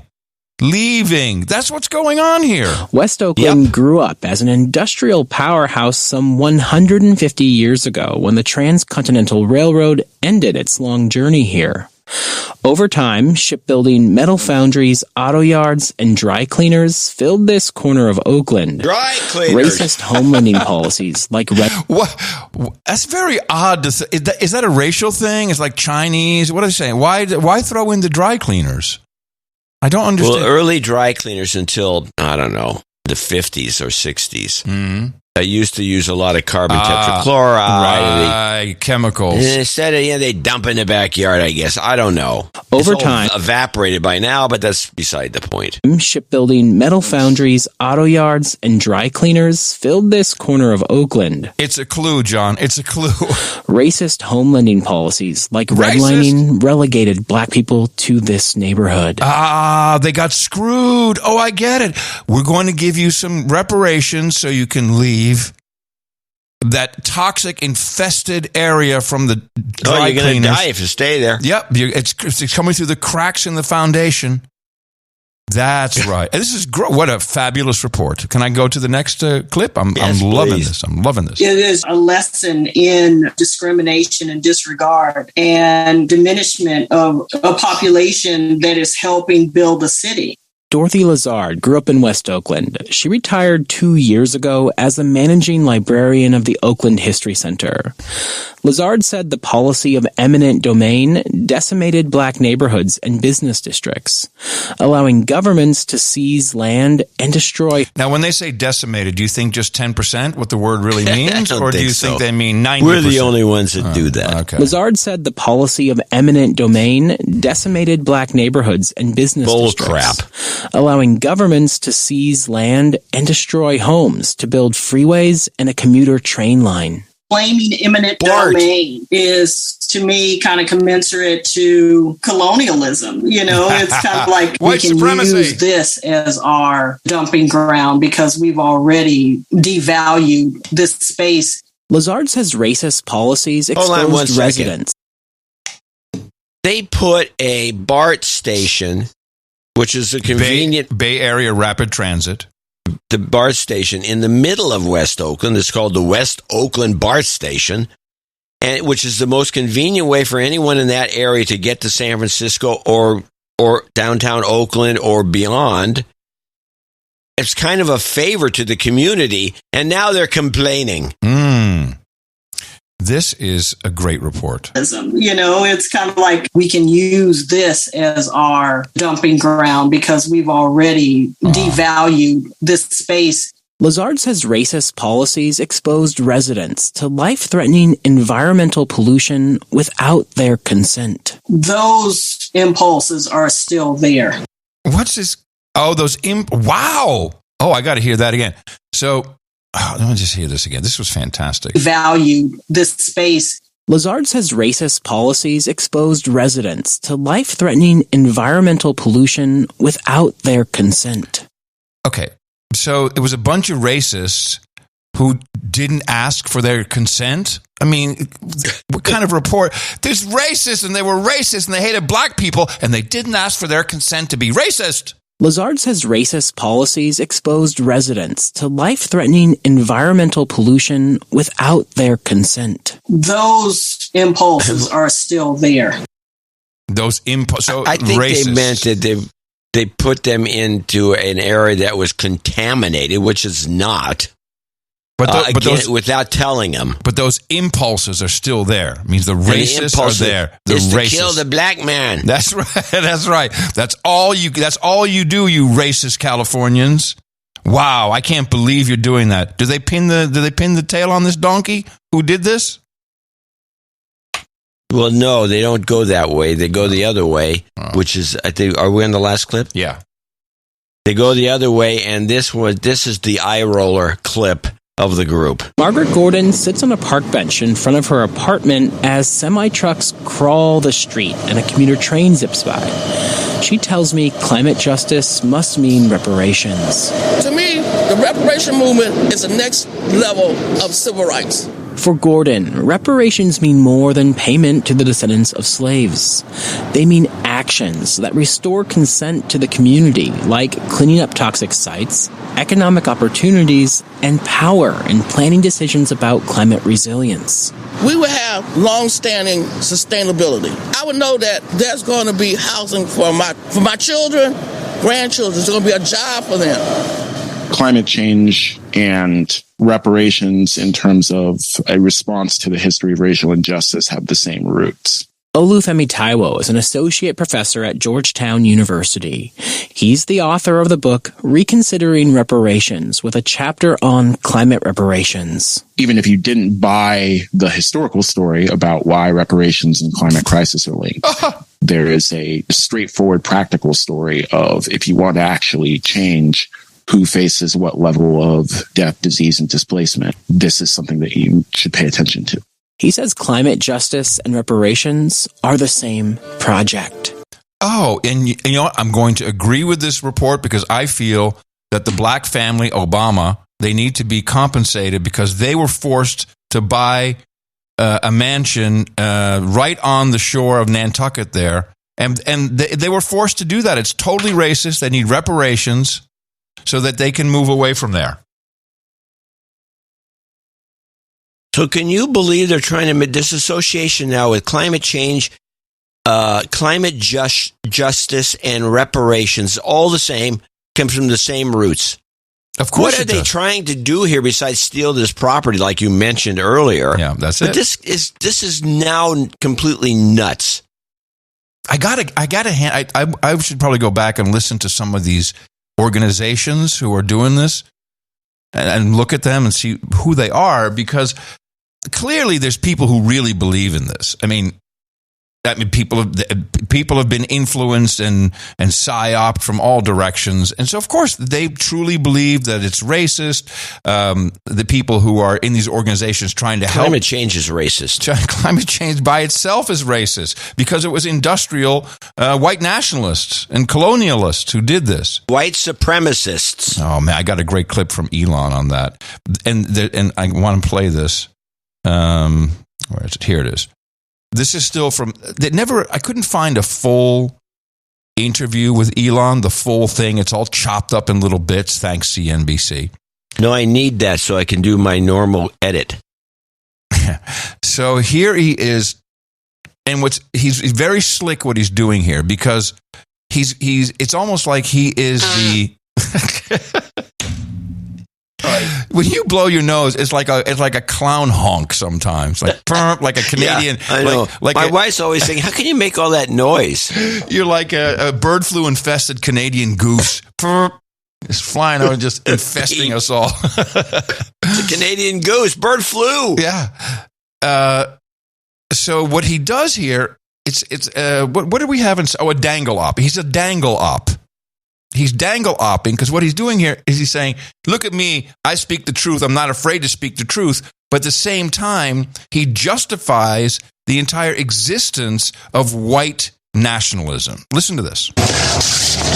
But I mean, when you link to somebody who's talking about the guy who killed children in a mall in Allen, Texas, and you say something like it might be a bad psyop, I'm not quite sure what you meant. But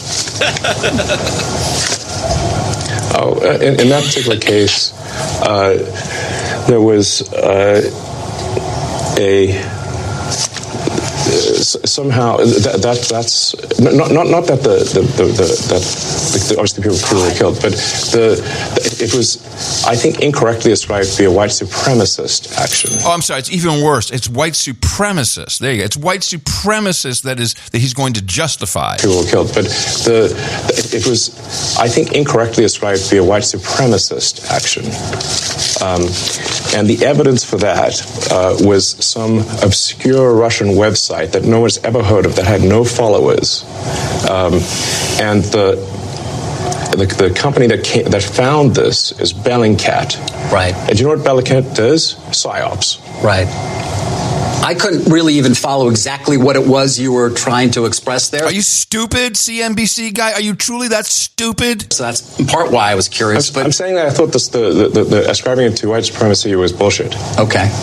And that the information for that came from an obscure Russian website and was somehow magically found by Bellingcat, which is a company that does PsyOps. And there's no proof, by the way, that he was not.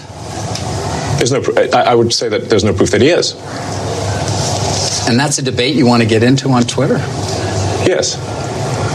Because we should not be ascribing things to white supremacy if it's false. Okay. So, and at first, I kind of thought, yeah, like, go, Elon, yeah, throwing Bellingcat under the bus. Yeah, I totally agree with that. But then I realized what he's doing. He's in essence saying white supremacy is real, white supremacy is alive in America, and you can't put that brown man into white supremacy. It's a dangle up. It's truly subversive. It's very evil. That's interesting. You come up with that thesis. Very evil. Very evil what Elon Musk is doing here. The white supremacist... I don't know that he knows he's doing that. Oh, yeah, that's all he does. That's his whole raison d'etre. I think that is what this guy does. In this case, that's his whole Twitter thing. Well, he is from South Africa, and you've been there. Or you haven't been there, but you know the Dutch that are there. Yes. They're a bunch of white supremacists. No, the white supremacists are Biden, Queen Ursula, Prince Charles. It has nothing to do with skin color. Those are the true white the supreme. That's what this is. The supreme who come from white Europe. And there were people that's where we get the Venetian white from, is brown people in Europe who were still part of white supremacy, and they powdered themselves up to be white. The supreme, the people who still kind of run the world. I thought you were talking about the band. No, it's the average white band. You're confused. I do have a question for you. As you mentioned, you worked for the air pollution brigade. The government. The government. And you are a chemist by trade, so I can ask you a question about this rather short report from Scandinavia. The federal government is investigating so-called forever chemicals in Canada. A growing body of evidence points to toxic chemicals on our clothes, making their way into our bodies. The question is how much harm they potentially are doing. As the CBC's David Thurton reports, Ottawa wants to regulate the products linked to them. Health Canada and Environment Canada are reviewing the science behind forever chemicals. Per and polyfluoroalkyl substances, or PFAS, are a group of chemicals that hang around in the environment for a long time. Exposure has been linked to liver damage and breast cancer. Still, these chemicals are quite common in clothing, compostable takeout containers, and many other consumer items. According to the government's latest science review, tests show PFAS in the blood of many Canadians, and even more elevated levels among people in northern Indigenous communities. Racist. The government wants to consult more Canadians, but with this scientific review, it's putting industry on notice, saying it intends to regulate forever chemicals. So they're calling this Forever Chemicals, which I love as a term. Yes, nice. It's PFAS, which is polyfluoroalkyl. By the way, most chemicals are forever chemicals, but this react with something. This is why I come to you, hat in hand, asking what is the deal with these polyfluoroalkyl? How come I can't pronounce this? I don't know. If you're coming to me for that, I don't know why you can't pronounce it. What is it? And why is it in our clothes? They're bad. Well, do you remember that about 8 years ago on this show we talked about you using detergents, Downy and these fabric softeners. Yes. And then everybody jumped all over and said, "You can't do that. Don't use these things. They're going to kill you." And I wound up using some nuts in a bag. Nuts? Yeah, remember we had I used the balls. I had soap nuts in the bag and tennis balls in the dryer. Tennis balls in the dryer. And guess, does the job. Guess how long that lasted? Well, it was as soon as you met Tina. Well, no, she's all in on the tennis balls. We still use the tennis balls. But I think she slips in a sheet or two, a little softener sheet to make it smell fresh. Yeah, well, that's the stuff that we're talking about. And it's used for that same reason. It's like these things, these weird chemicals, I don't even know how they develop them. But they're using the fabrics that...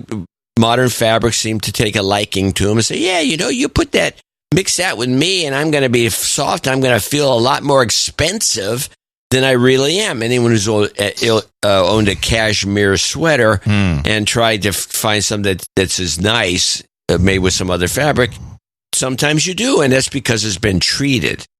And so these guys are like, this is not good for the body. It's probably not good for your liver. Right. And it's probably not. I'm probably in agreement with most of these assertions. Correct. But whenever I hear a cool marketing phrase like Forever Chemicals, and they're also racist because it hurts indigenous people more. By the way, I don't get. Well, because there's something behind it. This is clearly an op. There's always something behind it, and it is a cool phrase. You're right. Forever Chemicals is great. It's an op. It's an op. It probably. It's an op. No agenda. Your op show. The op. Hey everybody! Welcome to the op show. Op show. Andrew Sullivan, the OG gay blogger. Yeah, very famous. Wrote quite the Substack. Did you? Oh, did he now? Oh, he did. He dove right into the queer theorists and how is he against it? He knows he's cis. Of course he's against it. Finally, what we have been saying is that gay and lesbians are under severe attack. They are being erased because they're cis. They're being erased. He wrote, I must have received it from 15 different people. I didn't get it once. Well, that's right. This is your beat. That's my beat, everybody. The trans man. I'm going to go on Glenn Beck and say, "Hey, Glenn, just so you know, I'm now the trans man." I'm going Tuesday, by the way. It should be fun. Although, just as an aside, Tina was watching my previous appearance on Beck. And she noticed something that I forgot to bring up, but bothers me a lot. The setting for him is a round table in a giant studio. It really is a big studio. It's all empty. Yeah. They got some lights at the edges. It's beautifully for done. The effect. It looks great. And he's got the hanging microphones and everything, almost like I should be. Let's get ready to rumble. What? I don't like the hanging microphones. He had that when he had Rodriguez or whatever that guy's name was. That mic was slowly twisting. It was like off center. I don't like it. I actually in my first appearance, I actually hit it by accident with my hand. It was weird. It was bang. It was swinging back and forth. He has and there's two chairs. The guest chair is lower than his. Yeah, this is an old TV trick. I know, but I hate it, and I want to say, can I have a phone book, Glenn? I'm going to ask him for that. It's not cool. It is an old, and I think he probably does that on purpose. It seems like he would be a guy. He's a TV guy. Yeah, really. Yeah. this is the Johnny Carson. Johnny Carson started that, I think. Didn't he? I think Johnny Carson started it. Yeah. It's annoying. And I'm 6'5", and I'm going to sit there like a little boy. Like a little boy, yeah, at the table. Hey, can I have some more peas? So Andrew Sullivan, he unloads a great piece. It's in the show notes. And what he says is, to be homosexual is in contrast, is merely to be attracted to the same sex. Gays and lesbians run the gamut of taste, politics, backgrounds, and religions. Some are conservative, some radical, some indifferent, some gays are queers, but most aren't. And the queers now run what was once the gay rights movement. For a longer, piercing reflection on the takeover, he has some reference here. But he says, unlike the gays and lesbians, who definitely fought a fight in the United States and came out okay. You know, it's more legal in America to have same-sex marriage than it is in most countries in Europe. It's more accepted even. More accepted than the Netherlands. You get spit on by the Moroccans if you same-sex holding hands in the street. But then he says the queers upped the ante and did something we gays never did. They targeted children. If they could get into kids' minds, bodies, and souls from the very beginning of their lives, they could abolish the sex binary from the ground up.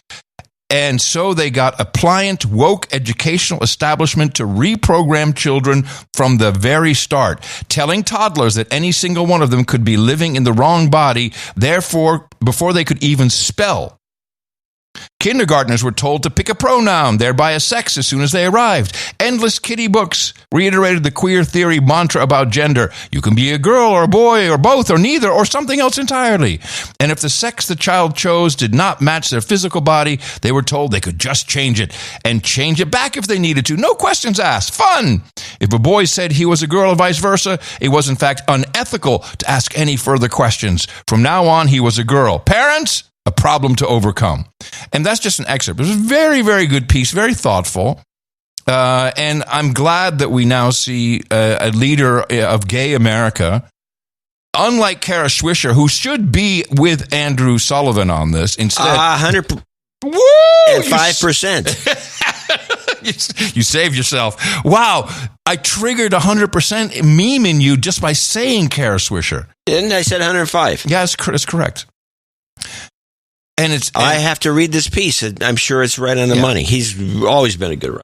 And it's really, it's mind-boggling, but it's great. Well, it's up to him and his compadres to address this problem. There's nothing. I mean, we bitch and moan, just generally speaking, but we can't really bring it home like people in the community can.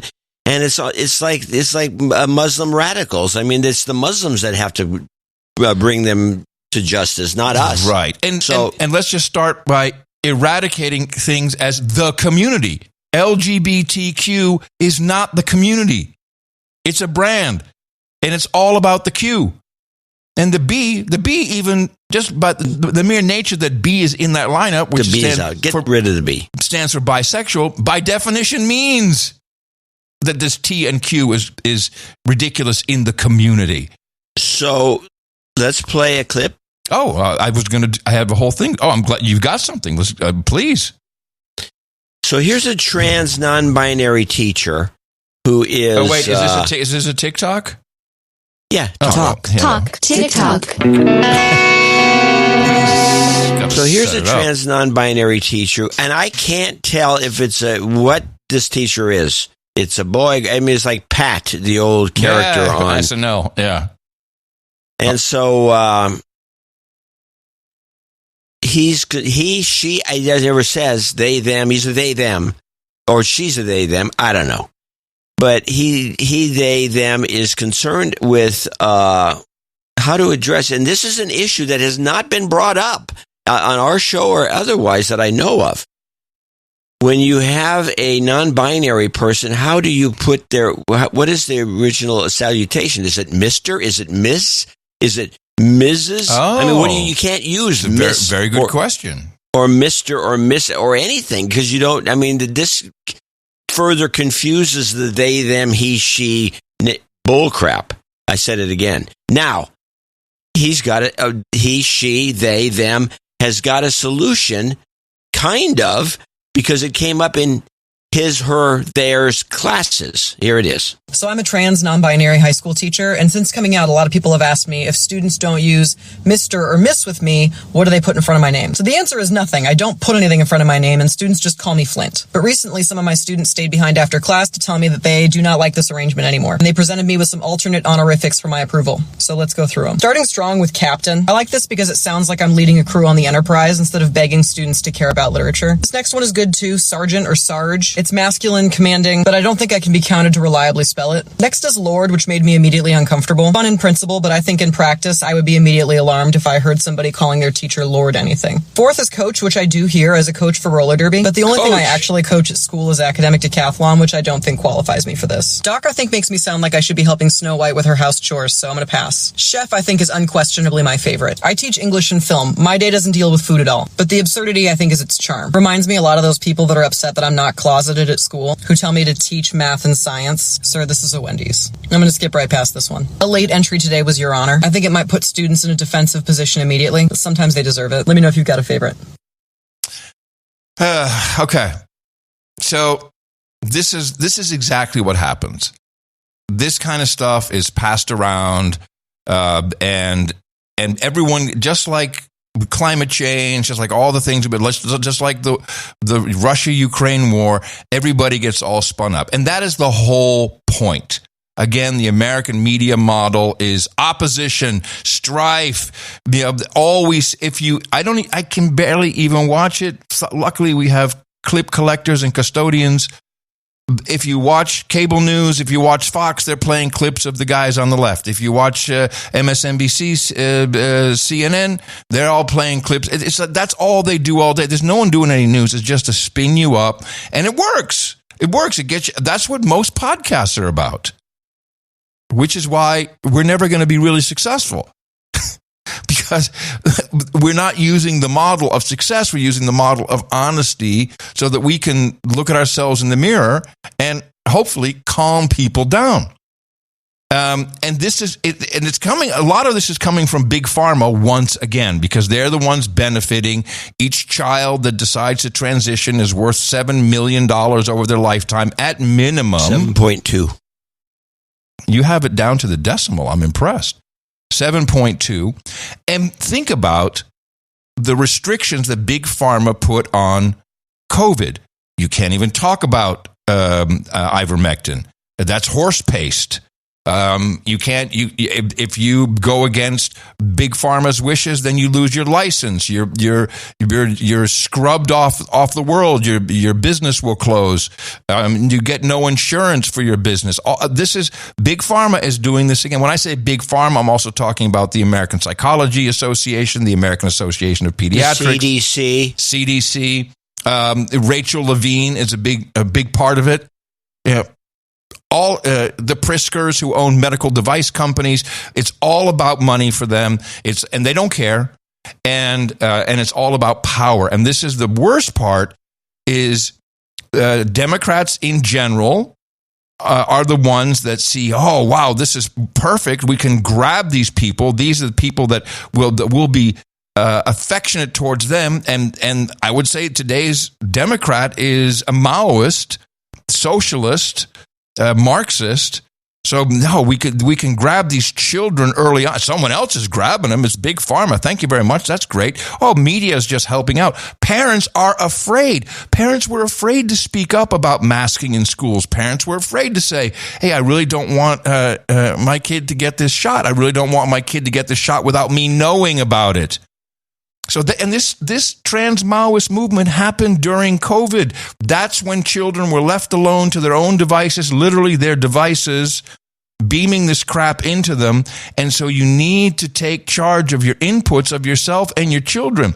This queer ideology, which to me, as I look at it, it's nothing new. It's just we have it's plus the internet. We in the 70s, we had punk, and we'd be sticking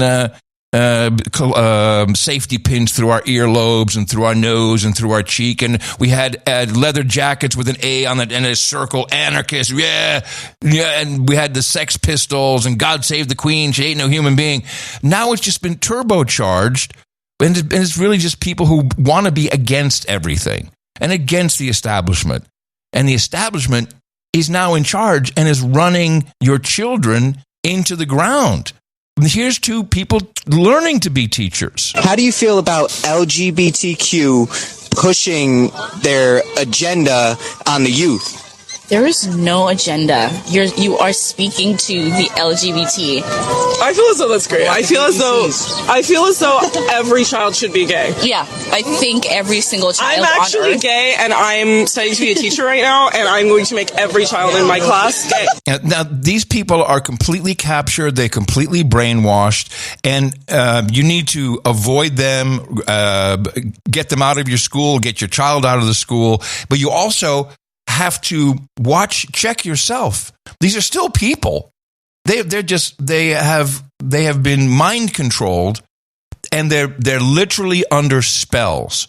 And this is the only clip that I really need to play because it shows how the spell has taken charge of otherwise probably normal adults.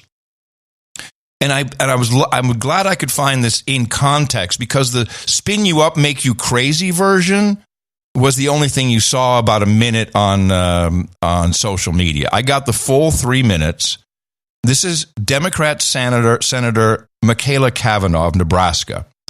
Now, let's take the context of what was happening here. They were discussing a bill, which, by the way, in Nebraska passed narrowly, which, if signed by the governor, will ban sex change procedures for minors under 19, as well as Hey, wait. I thought that sex change for minors under 18 was already nobody did it. Yeah, that's just not true. And with sex change, we also mean chemically altering the state of your body, so testosterone, estrogen, etc. None of it is reversible, as they claim. And again, parents are we know parents of trans children. And we know these people, John, you and I, we look at them and we say, they've just been captured. They're afraid to say no. They're afraid to stand up. They're not afraid to say no. They won't say no. They're captured to the extreme that they're righteous. But there's a difference between the people that are afraid to say no than the people who have been captured and are righteous about it. I still have sympathy for them because they're under some form of spell, which is very similar, and maybe just 30% of people are lost, but it's very similar to vax versus unvax. And it doesn't matter how many times you show that you were lied to about the vaccine working. They'll never accept it. They will never accept it. And it's like lies. Many experiments that show that people have herd mentality and they will just go along with it. But it comes from a place of fear. So, by the way, this is not even such a crazy law. 12 weeks of pregnancy. I mean, fill in your own version of what you think is acceptable. And 19 is older than most states. It's 18 for this type of work, but it includes puberty blockers. And so the senator comes up, and there were people protesting out in the hallway, and she starts off very normally saying that she doesn't agree with it. And this is the piece that you didn't hear and certainly didn't see. And then she just goes into a chant that I think it has been, it's a spell. She's under a spell, and she is not the only one. And I have compassion and love for her, but it is very troubling to see. Senator Michaela Cavanaugh, you're recognized to speak. Thank you, Mr. President. Trans people belong here. We need trans people. We love trans people. That's what they're saying out there. So that's what they're saying out there. That is the chant. They're standing in a circle in the rotunda saying that over and over again. Trans people belong here. We need trans people. We love trans people. Trans people belong here. We need trans people. We love trans people. Trans people belong here. We need trans people. We love trans people. Trans people belong here. We need trans people. We love trans people. Trans people belong here. We need trans people. We love trans people. Trans people belong here. We need trans people. We love trans people. Trans people belong here. We need trans people. We love trans people. Trans people belong here. We need trans people. We love trans people. Trans people belong here. We need trans people. We love trans people. Trans people belong here. We need trans people. We love trans people. Trans people belong here. We need trans people. We love trans people. Trans people belong here. We need trans people. We love trans people. Trans people belong here. We need trans people. We love trans people. Trans people belong here. We need trans people. We love trans people. Trans people belong here. We need trans people. We love trans people. Trans people belong here. We need trans people. We love trans people. Trans people belong here. We need trans people. We love trans people. Trans people belong here. We need trans people. We love trans people. Trans people belong here. We need trans people. We love trans people. Trans people belong here. We need trans people. We love trans people. Trans people belong here. We need trans people. We love trans people. Trans people belong here. We need trans people. We love trans people. Trans people belong here. We need trans people. We love trans people. Trans people belong here. We need trans people. We love trans people. Trans people belong here. We need trans people. We love trans people. Trans people belong here. We need trans people. We love trans people. Trans people belong here. We need trans people. We love trans people. Trans people belong here. We need trans people. We love trans people. You matter. You matter. And I am fighting for you. And I will not stop. I will not stop today. I will not stop tomorrow. You are loved. You matter. You belong here. This is a very, very disturbed individual. I'm reminded of a Hare Krishna. Yes, exactly. That's exactly it. Chants, and chants are very, very powerful. And this, I think, this may be done behind closed doors. We got a very rare peek at what. And this is a person who's in government doing this in front of her peers. This is something that is way beyond the pale. And it was fun kind of watching the troll room, like, stop, I'm leaving, I'm checking out. You have to face this. You have to face what's going on. These people need to be embraced. Like, excuse me, you need to calm down. Let's have a beer. A Bud Light, perhaps. But this is very, very, very sick. And this is the internet. It's the food people are eating. It's the media they're consuming. It's the words it's pronouns. This is where we have to just stop. We have to stop. We do. We do. Yeah. It's like, good luck.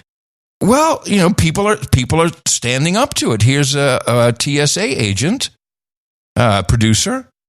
Good afternoon. I was hesitant to reach out as I know how much you love the TSA. We love you. That has nothing to do with whether you're TSA or not. But, now transgender passengers can request if they want a male or female TSA agent. And this agent is saying, I'm not going to do it. I am not going to pat down, as a man, I'm not going to pat down a woman. Even if they request it, I'm not going to do it. And the only thing we have, did you see Ford? Ford now has the Pride LGBT colored rainbow F-150. You sure that's not a hoax? No, it's not. No, they specifically that no, it's not a hoax. It's not a hoax. But these companies are all a little bit behind. That they haven't quite figured out that people are not going to take this anymore. The mama bears are out. They're stopping this stuff in schools. But to them, I also, you got to calm down. You don't have to go crazy. But when I hear this chanting, clearly and this is the latest. This is the best. This is your government. Matt Lee. Finally, we have a Matt Lee clip. We've been missing Matt Lee from the State Department. Finally saw him again, and there's a new state spokeshole, State Department spokeshole. It was pretty funny by himself. And Matt Lee has gone very, very gray. It's kind of like, wow, man, we haven't seen you around, and you went gray on us. And he's old. He's getting up there. And he started off the briefing with a question. Have you gotten any emails from any of your colleagues in the last, before you came out here, obviously not while you've been at the podium, but since about noon or so? Why don't you get to your question? And then Have you? What's your question? Are you able to look at them right now? My email? Yeah. I'm not going to pull up my email from the podium. No, you don't need to show it to me. Yeah. I want to know if you've noticed anything different in the from line where it gives the sender. Matt, this would be a lot better if you would just ask us what your question was. Well, I mean, so you haven't noticed anything? No. Okay, so within the last hour and a half, 2 hours, the State Department's internal email system, and I've tested this, so I know that it's true, has added pronouns to people's, not their signature, but to their, where it says from. Mm-hmm. Okay. So it will say him, he, his, or her, or she, hers. Why? This is not an optional thing. This is something that has been just arbitrarily imposed. And I understand that people could have their pronouns attached if they wanted them to a signature before, but this is not something that anyone has a choice about. So you have the premise here that the State Department was automatically putting pronouns in the from field? Yeah, it's a scandal. It's a scandal because of the glitch. So I'm just wondering why and who made this decision. Well, Matt, I have not seen this phenomenon for myself. Okay, well, I have, and I'll show it to you. And is it just, to ask you a question, is it just for internal State Department? Obviously. As if that would be okay. No, because I tested it. So I got an email from someone in this building, and whereas before it did not have any of these pronouns attached to the sender's name, it now does. And I've also been told from other people that many of them, or at least... Well, when you send it, does it have the... I'll show it to you in a second. So anyway, the State Department, indeed, there was some kind of glitch because they were indeed, or have been planning to add automatic, or maybe you should be able to choose, pronouns to the from field, which, now this is they use Outlook. So I'm just going to presume this is a Microsoft feature that they will be adding. And the State Department is now offering free therapy to any employees who feel hurt or upset by this unfortunate glitch if they were misgendered, yes. Yeah. If your name is Andy, for example, it could be a woman. But you get to he, her, and you might be this would hurt your feelings to such an extreme.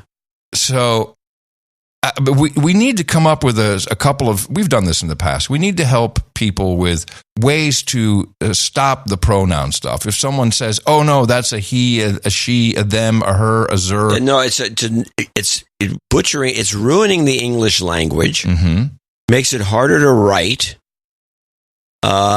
And it's idiotic, and it's a very small sub 1% of the population demanding this. And why is such a small group calling the shots? Well, obviously, because this is part of the trans-Maoist system. Obviously. So we need to have a comeback, which we've done in the past. Like when someone sends you an email, and then there's a pronoun in there, I think that we have to start saying, excuse me, I cannot converse with you if you're doing this. But it needs to be a better comeback. Yes, I agree. A better comeback than that. We need a better comeback, but we need to have something. I'm looking for something. Yeah, maybe somebody out there will write something that is we have writers that have, talent that maybe they're on strike. They can give us some free material, and they'll come up with this one-liner that we're looking for. Because I see this in corporations all the time now. And it's virtue signaling. It's political. It has no business in business. And we have to find a polite way to tell people, no, I can't. I don't know. One way, I didn't know you were a Democrat. And with that, I'd like to thank you for your courage. Say in the morning to you, the man who put the C in the forever chemicals. Ladies and gentlemen, please say hello to my friend on the other end, Mr. John C. DeMore. Sorry. In the morning to you. I was making so much noise I couldn't hear you.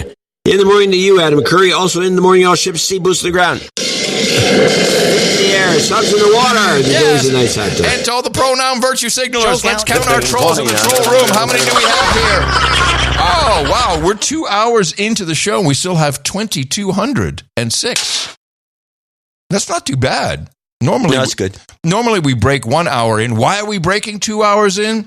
Well, it's very odd. We got no donations. That's right. The less donations, the more show. It's amazing. We must be doing something wrong, and maybe we're just not giving enough value. I think we bring in the value. People say we're bringing the value, but what do we have? Maybe they're tired of these topics.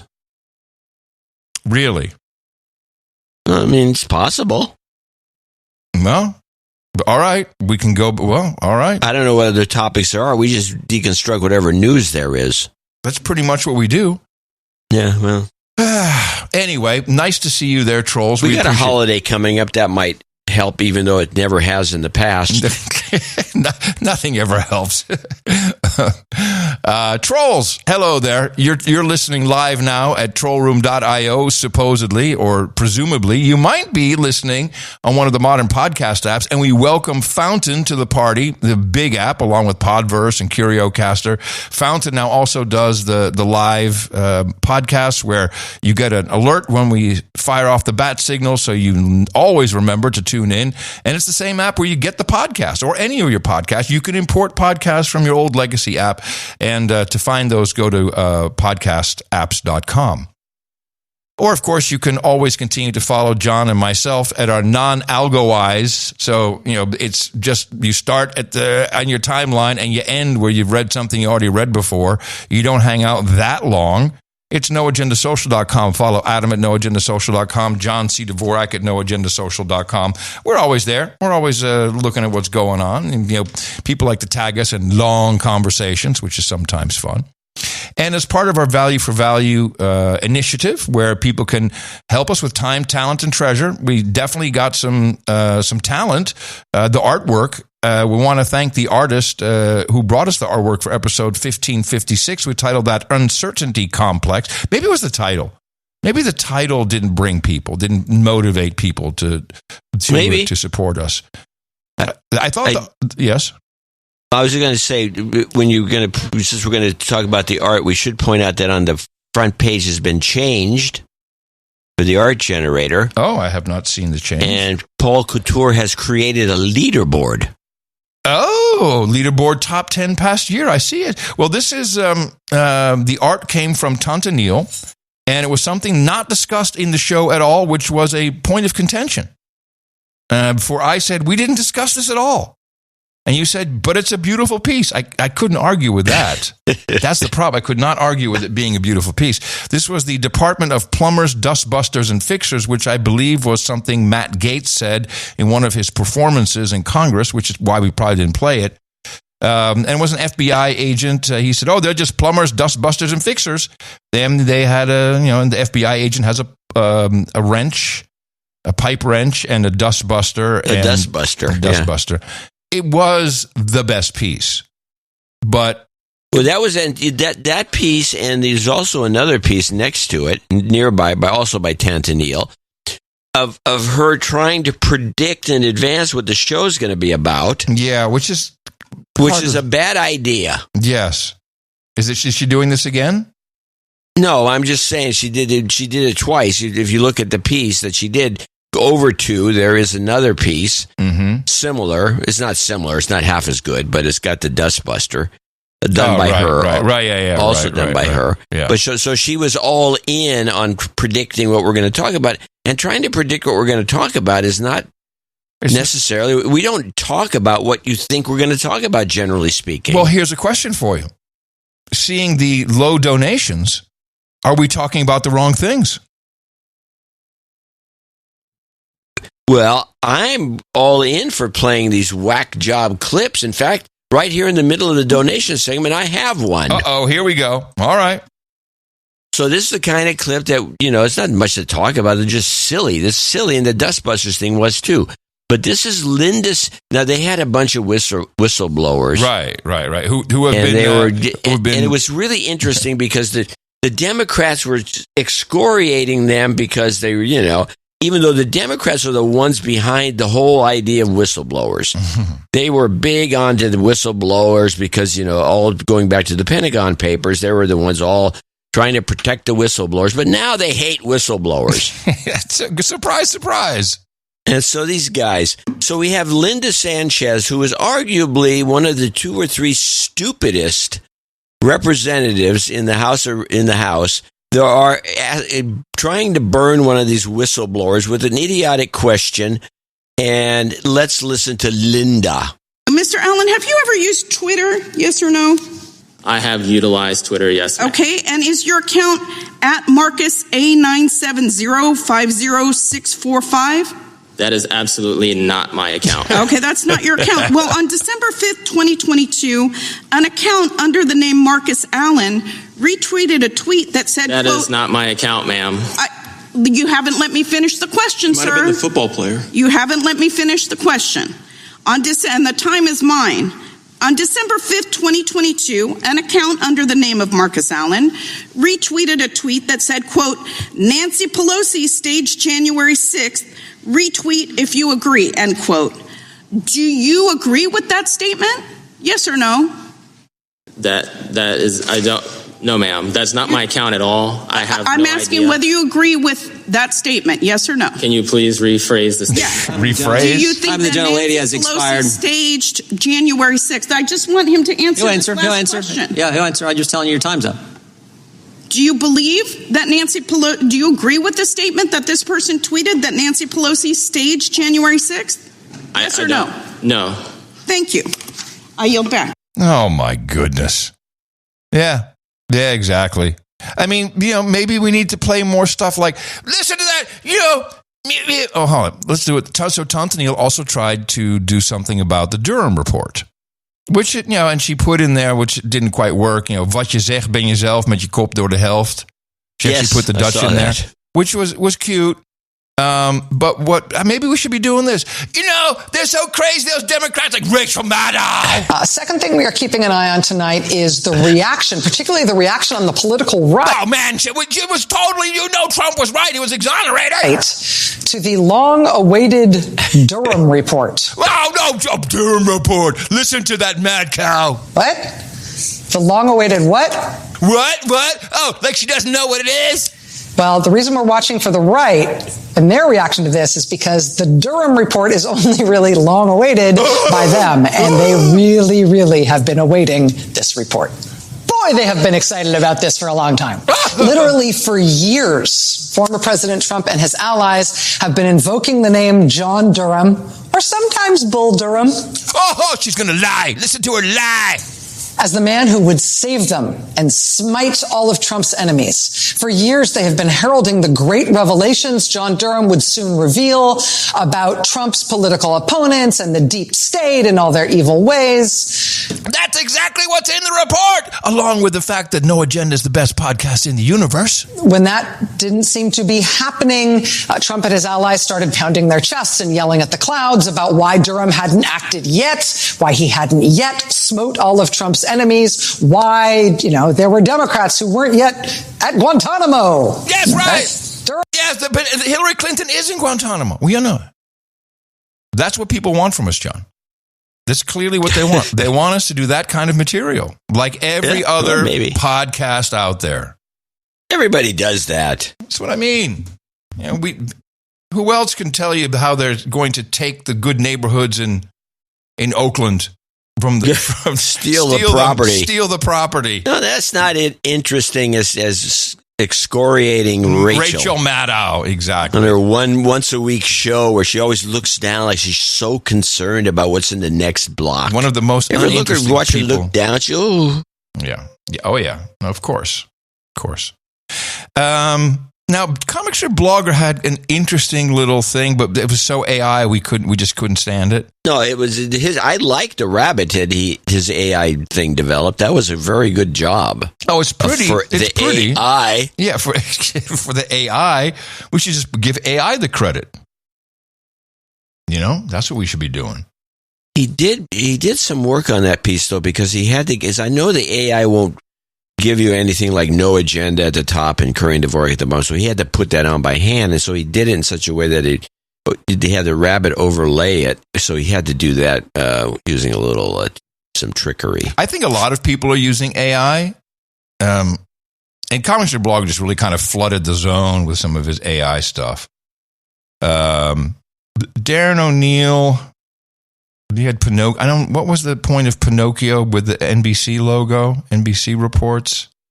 We had some about them lying all the time. The problem I had with that piece was that I don't believe that Darren licensed that Pinocchio character, and Disney's really uptight about anything use of their characters, and I don't want to even talk to them. Before you know, they'll leave your state, taking all their business with them. So the point of that is no, they tend to sue. They do. And I'm not doing anything with a Disney character. You can forget it. There's other good. There was good stuff to use. It's just that I was arguing because of the prettiness and the professionalism of this one piece. And you made the argument. Hey, we didn't even talk about that. Yeah, but it was the nicest piece amongst all the other things. And it was the nicest to an extreme. That's if it was less nice. That's the problem. That's the problem. It was nice. And you were like, we can do the AI with the car, which is just no. That was just not cutting. I actually like the. I didn't really like that AI with the car piece. I just suggested it was usable. I like the Sir Paul Couture, the bill as the shill, but of course you pointed out that it was very unclear because the shill was way too small for the artwork, which is always my gripe, and so I couldn't get out from under that one, obviously. I didn't get that piece, yeah. Well, because we were talking about bills, and, I don't know. It had something to do with the show, at least. Maybe Jonathan Neal's not even listening to the show. He just gets up in the morning, looks at the news, looks at Twitter, and does, I'll just do one of these, see if I can get on the leaderboard. And she did it early in the game. That piece would take some time. She's on the leaderboard. She's number 2. Currently now in the top 10, ladies and gentlemen. At number 10, Darren O'Neill, Comic Strip Blogger. Number 9, Roger Roundy. Then he'll be off the chart soon as he stopped doing stuff for the show. He's basically a married man with a job. Dame Kenny Ben comes in at number 7.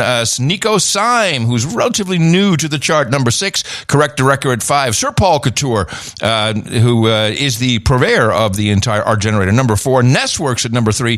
Tanta Neal, who just had her 16th win at number 2. And number 1 on top of the chart, Capitalist Agenda with 18 wins. We also now need... For next week, we need to know if someone went up or down on the chart. If someone is... I need arrows. We need arrows. We need bullets. We need to know if someone enters the chart with a bullet. There's a full leaderboard as well. Oh, my goodness. There's like a full leaderboard of how many artists? 213. We have 213 artists? Well, 213... it's the all-time leaderboard. Oh, all-time leaderboard. Okay. Yes. But like Nick the Rat... is all-time winner with 189 wins, Martin JJ with 107, and unbelievably, the non-artist Darren O'Neill, number 3 of all time with 99 wins. There was a moment in time when Nick the Rat, and you can go look at his page and see this, he's got 10, 20 pages of art. Nick the Rat was submitting serious stuff for about 2 or 3 years. And he's still there. I mean, you can still look at his old stuff, and you see this stuff that's still usable. Nick the Rat was really quite a phenomenon for a while. Some of his stuff is to start doing his own show, got a big head, lost his touch. Yeah, exactly. Once I went on the show as a guest, then he was just getting senators, heads of state, all kinds of people on his show. And you're right. And then he got Mimi on the show. He got Mimi on the show, and then he got a big head, and he just quit. That's not true. He has tried a few things recently. Once in a while, he does something. Well, lost his touch somewhere. Anyway, No Agenda, artgenerator.com is where you can follow along. Or if you're using that cool new podcast app I told you about, you'll see these many of these pieces that we discuss used throughout the duration of the show, as Dreb Scott puts those in as chapter art. And now, I believe a couple like Podverse and Fountain, they have Android Auto and CarPlay. So you can actually see the art change on your dashboard while you're driving. Nice. It actually is pretty cool. Thank you very much, artists. We appreciate all that you do. Now we're going to thank our executive and associate executive producers for episode 1557. We kick it off with our top donor and executive producer, one of two, Sir Scott the Jew from Post Falls, Idaho, who I believe also sent in a meetup report. In the morning, John C. and Adam, JAHNSI. Please accept this donation generated at the latest North Idaho Sanity Brigade third Thursday monthly meetup. This is nice. Every attendee chipped in, all via the fistful of cash plopped down into the middle of the table. They're badass up there in Idaho. The following people are first-time donors and need de-douchings. Claude the Gypsy. You've been de-douched. And Dave Gibson. You've been de-douched. I like that. I like it when they pitch in at the meetup. That's kind of cool. Not all meetups do that, but I think it's a good trend. Please play Trains Good, Planes Bad. Thank you for your courage and stay safe. All aboard, Trains Good, Planes Bad. Woo-woo! Jack Tinkler comes in with 333, Columbus, Georgia. And there's another thing that's going on is that the MailChimp changed something I'm not getting my opens. What? To the normal number. Down by, it's only about 10%, but it's down. But now you're blaming that on MailChimp and not just the fact that the people don't read the newsletter? No. I blame it either on MailChimp or maybe Google, because Google's changing stuff all the time. But I'm still my basic the guys out there who check and see where it comes through. They're still checking in with a positive note. So good. I'm guessing it's MailChimp. Okay, all right. So I'll start with Jack Tinkler here in Columbus, Georgia, and I would say that because we got no 33333s today. We just got this one, Jack. Yeah. De-douche me, please. You've been de-douched. And he says, no jingles, no karma. P.S. John and Adam, y'all my best friends. Aw. And he says, y'all like a Jew wouldn't do in Georgia. Well, we're happy to be your best friends. Yeah, it works. Then we go straight to associate executive producers Kenny Corson in North Haven, Maine, $205.19. And he says, see attached note, which I have here. It's long, so I won't read it all. But he does say, in the morning, John and Adam, congratulations on your anniversary. That's right. Tina and I celebrated on Friday 4 years of blissful marriage. And on last Monday, it was 8 years that we've been together. He says, my wife and I happen to share the same date. 22 years, and we've never had a fight. See the last three digits of the donation. This is my third donation in 3 years, so it seems as though I should be de-douched. Right. You've been de-douched. Speaking of douches, can you call out Chris Hutchinson? Douchebag. And Emerson Tremble. Douchebag. As douchebags. And then he says, enjoy the first run syrup from our farm. Did you get the syrup? Did we get all this Yes, syrup? I did. I have not tried it yet, but I did. I want to mention this. There's another guy, I wish I could find his note, maybe this is it, who sent me a couple of syrups, also from Pennsylvania, and he sent me a handwritten note, and I can't find his email, so I can't get back to him with a little advice. So this syrup, he sent the commercial stuff, and then he sent something called a cooking syrup, which he can't sell commercially as a syrup. Oh, I got these too. Yes, I got his syrup. The regular syrup and the cooking syrup. Yes, I received the cooking syrup. The cooking syrup, if it was rebranded, I'm telling you this is a money maker. Oh, really? This cooking stuff, if it's rebranded as maple-flavored coffee sweetener... Even though it's real stuff. Yeah, it's real stuff, but because they got this, it's very intense. It's very mapley. It is a giant in a cappuccino. A cappuccino. In a cappuccino, it is unbelievable. Now, are you making cappuccinos at the house these days? I make cappuccinos. Sure, I've been making cappuccinos since the 70s. Now, I will mention one other thing. Also, I make an iced coffee made in the form of a chocolate egg cream, which anyone Jewish people live in Brooklyn would know. So I make an iced coffee I call it a coffee egg cream. I use the maple syrup in that for the sweetener. It dropped dead. I used his cooking syrup on, this is what I do. When I make salmon, which I bake in the oven, I will drizzle a little bit of maple syrup on top of the salmon, and then I put lemon pepper on top of that, and then so I'll bake it in the oven. And I really enjoyed the cooking maple syrup. I will try it in the coffee, though. It's a good idea. Apparently, he gave us $3 in Canadian money. And with that, he says it stems from the comment. Of course, people are mad about what I said about $2 and $1 Canadian bills. I don't know what I said. But he says, keep up the good work. Can I get a New York? You said it was cheesy. Yeah, well, there you go. Can I get a New York Times vocal fry? My son Odin and his friend Remy love it, followed by a bit of Sharpton. Oh, I didn't grab any Sharpton for you. Hold on, RESPICT. Yeah, I got that. No problem. Obviously, I read the New York Times like all day long, mainly on my iPad app. RESPICT. And he is from 4 Acre Farm in North Haven Island, Maine. Thank you. Eric Senkmacher in Fort Gratiot. There's a way of pronouncing it. I don't remember how. Gratiot. You almost said it right. Gratiot or Gratiot? Gratiot. You kind of swallow the shit, but it's Gratiot. In Michigan. Night me, Sir Eric. There's an osprey flying around here. I heard it. You can hear it. They're very noisy. Yeah, I heard it a minute ago. I heard it break through the Night noise me, Sir Eric of Ye Old Forge Consulting, change of career. Okay. Oh, I'm sorry. Considering change of career. Night me, Sir Eric of Ye Old Forge, considering change of career. One offer in hand, hoping to beat it. Smoking hot wife just got hotter. Jobs, karma, MILF, goat. Got it. Well, that's a coded message. That's one mother I'd like to. Jobs, jobs, jobs, and jobs. Let's vote for jobs. You've got karma.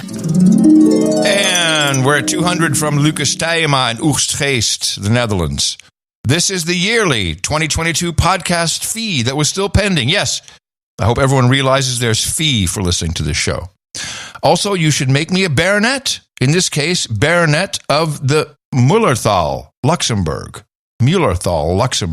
Keep up podcasting. Special thanks to the Troll Room for correcting Adam. Lucas Tijema from Oostgeest. All right. Thank you very much. I think Is he actually on the list? I think we have an error. No, I believe we do have, let me see. Where is my, I remember seeing a title change. Yes. Oh, no. No, we don't have him on the list. I shall add him now while we do this. Lucas Tijema. Okay. And he is a baronet. He's a baronet. Not a baron, baronet. You can go ahead and do the next one. Onward with the Viscount of British Columbia in Langley, BC. Just enjoying the weekend. No jingles, no karma. The Viscount of British Columbia. We can give him a double up karma. Happy to do it. You've got karma. All right. Then that's it? No, we have Charlotte Worcester from San Francisco. Also a note that was sent in, which I happen to have here as well. Charlotte says, and that was $200. It's Worcester. Worcester. She has a pronunciation guide. Worcester. Charlotte Worcester. Dear John and Adam, time to make a donation. Your show is a national and international treasure. So here is my donation to the treasure chest. Thanks for balancing heavy topics with jocularity, wittiness, and occasional sarcasm. Oh, we try not to do too much sarcasm. Much gratitude from San Francisco, California, Charlotte Worcester. All right, Charlotte Worcester. It's our pleasure. Thank you very much. And these are executive and associate executive producers shortlist, which means it'll be real easy for you to get top billing on the next show. That's usually the way it works. If you'd like to support us, go here. Dvorak.org/NA. And we've got title change, and we have a couple of people joining the roundtable and some meetups. John is going to take us through the 50s. Yeah, let's go with the rest of these folk. Amy Zipkin in Greensboro, Georgia, came in 155.70. And she says, everybody out there considering supporting the good work of No Agenda. Thank you. Jason Bible in Austin, Texas, 120.12. Aaron Campbell in Kemah, Texas, 100.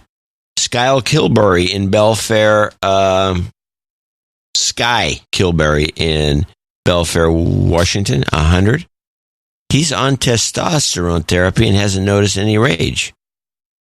Yeah, well, no, if it's done right, it should be. Are you a girl? Normal. Are you a girl? This Sky is a androgynous name. We don't know. I'm just saying. Dowlett Zangwizin in Santa Clara, California, 100. No jingles, no karma. Lisa Maya in Abita Springs in Louisiana. Just a bit 100. Of Springs. Not too much, just a bit. Just a bit of Springs. Brian Lillard in Prosper, Texas, 8888. David Byrne in Staten Island, New York, 8888. Adam Frederick in Orange, Vermont, 8066. Let's see if we get to who we're looking for. There he is. Yeah, he's Kevin there. McLaughlin in Locust, North Carolina, 8008. Lover of boobs. Sherilyn Phillips in Meade, Washington, 7337. Sir Vegas in Las Vegas, 6954. A birthday donation for himself. Coming up. Jake Kenyon in Caboolture. These Australian names are great. Caboolture, I'm thinking. 6262, and he's a birthday shout out. We got you on the list. He also needs an F karma for F cancer recovery karma. We'll do that in a minute. Robert Wills in Riverside, California, 5566. Ask Kerr if he saw Efteling in Holland and if Disney copied him. No. No. It's a answer joke, some no. sort of a joke. Answer no. Troy Funderburk in Spokane, Washington, 55. Sir Paulie Bravo in Greeley, Colorado, 5280. Baron Henry in Rancho Palos Verdes, 5242. Bob Butler in Cumming, Georgia, 5069. Andrew Benz in Imperial, Missouri, 5005. And the following people, as we wrap this up, are $50 donors. And I get you their names and the location, starting with Andrew Gusick in Greensboro, North Carolina, Joe Oswald in Lithia, Florida, Chris Cowan in Austin, Texas, Robert Case in Mill Spring, North Carolina, Christy Jones in Demorest, Georgia. A lot of Georgians today. Matt Illingworth in Montclair, New Jersey, Molly Swift in Jefferson City, Missouri, with a birthday, Daniel LeBoy, Sir Daniel in Bath, Michigan, Julian Robbins in Aptos, California, Nicholas Rudowich in Harpers Ferry, West Virginia, Anonymous in Toronto. He's in Etobicoke.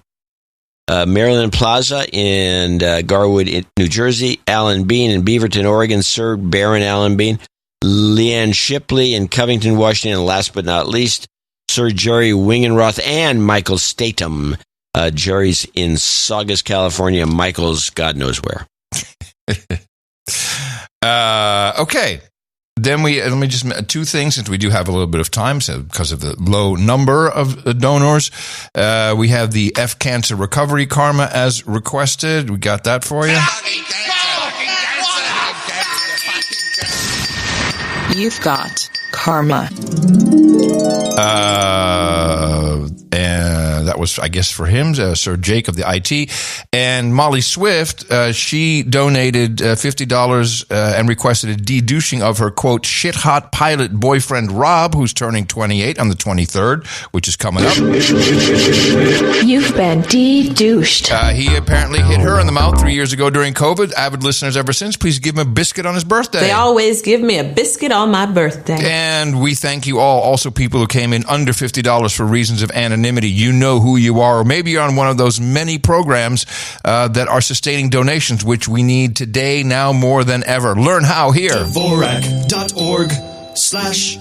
And thank you once again for supporting the #1 best podcast in the universe. Our formula is this. We go out, we hit people in the mouth.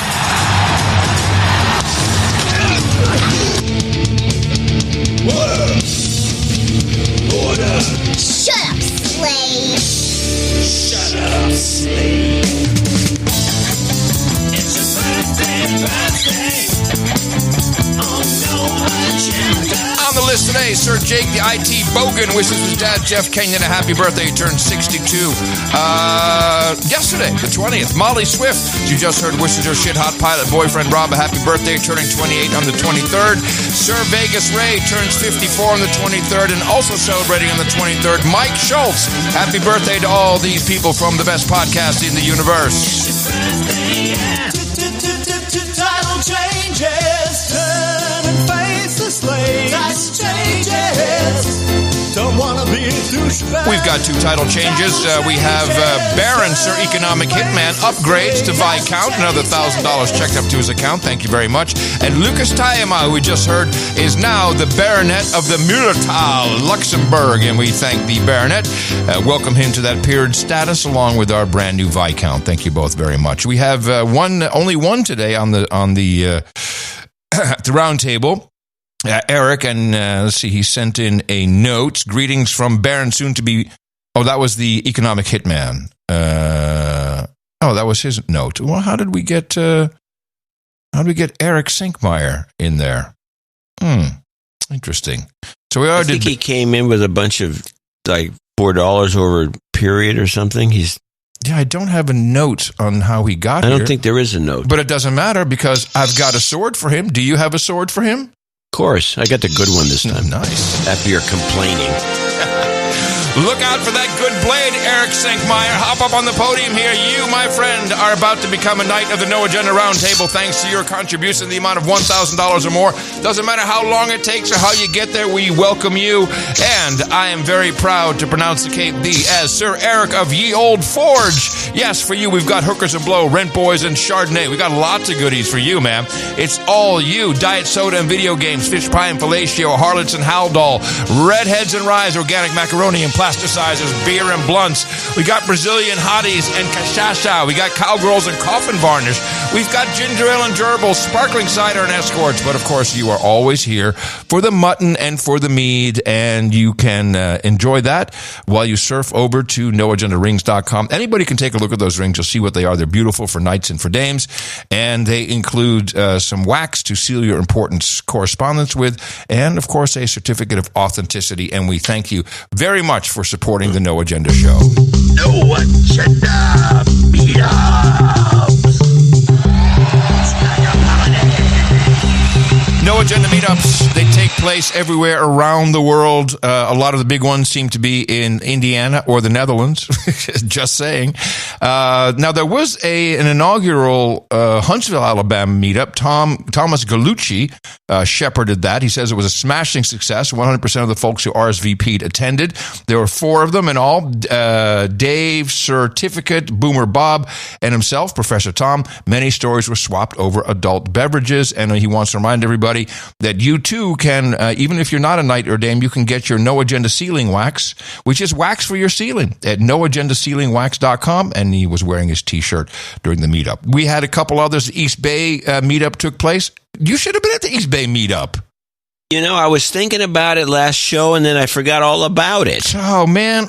We're going to have a system because the chicks dig you, man. Live from the Divided and Conquered East Bay meetup, this is Lavish. Deep in the bowels of FEMA Region 9, it's the Cali Flat Smacker. Space is fake. This is Sir WD-40 making it all the way across the Bay Bridge to be here. This is just one of the Jameses, not a night yet, in the morning. This is James from Alameda. There's no real conflict. In the morning! And in the Netherlands, in Leiden, it's where all the students hang out. They were studious, all right, and stoned. In the morning, this is Sir Hendrik from Leiden. Here is the group. Here's one of the organizers. This is Sir Rob. Baron Rob, in the morning. Douchebag Hans. Sir Rustdalen, stay safe. Sir Doris from the Joop Klepsijker room. Sander surrounded by sirs and a baron. Just Wouter. In the morning, El Dudarachi, greetings. Sebastian, in the morning. Rhea, in the morning. In the morning, Ruth. In the morning, Natalia, lady of the Lithuanian butt plug. Dame Bam Bam, in the morning. Sir Stinkfinger here. This is our group in the morning. They were very relaxed. North Idaho Sanity Brigade also had their meetup, sent in the final report for today. Once again, at the Selkirk Abbey in Post Falls, Idaho, it's Sir Scott the Jew, and it's not that the CIA planned this meeting, it's that they couldn't prevent it from happening. Good morning, y'all. It's Tucker from Edmonton, Alberta. The Earth may be flat after all. The Earth is flat! Sir Ellie Fonts. I've had a great time here in Idaho, and now I'm heading to Texas, so look out, Adam. I'm coming for you. Sir Devo here, spook adjacent, shape-shifting to get my fix on TikTok.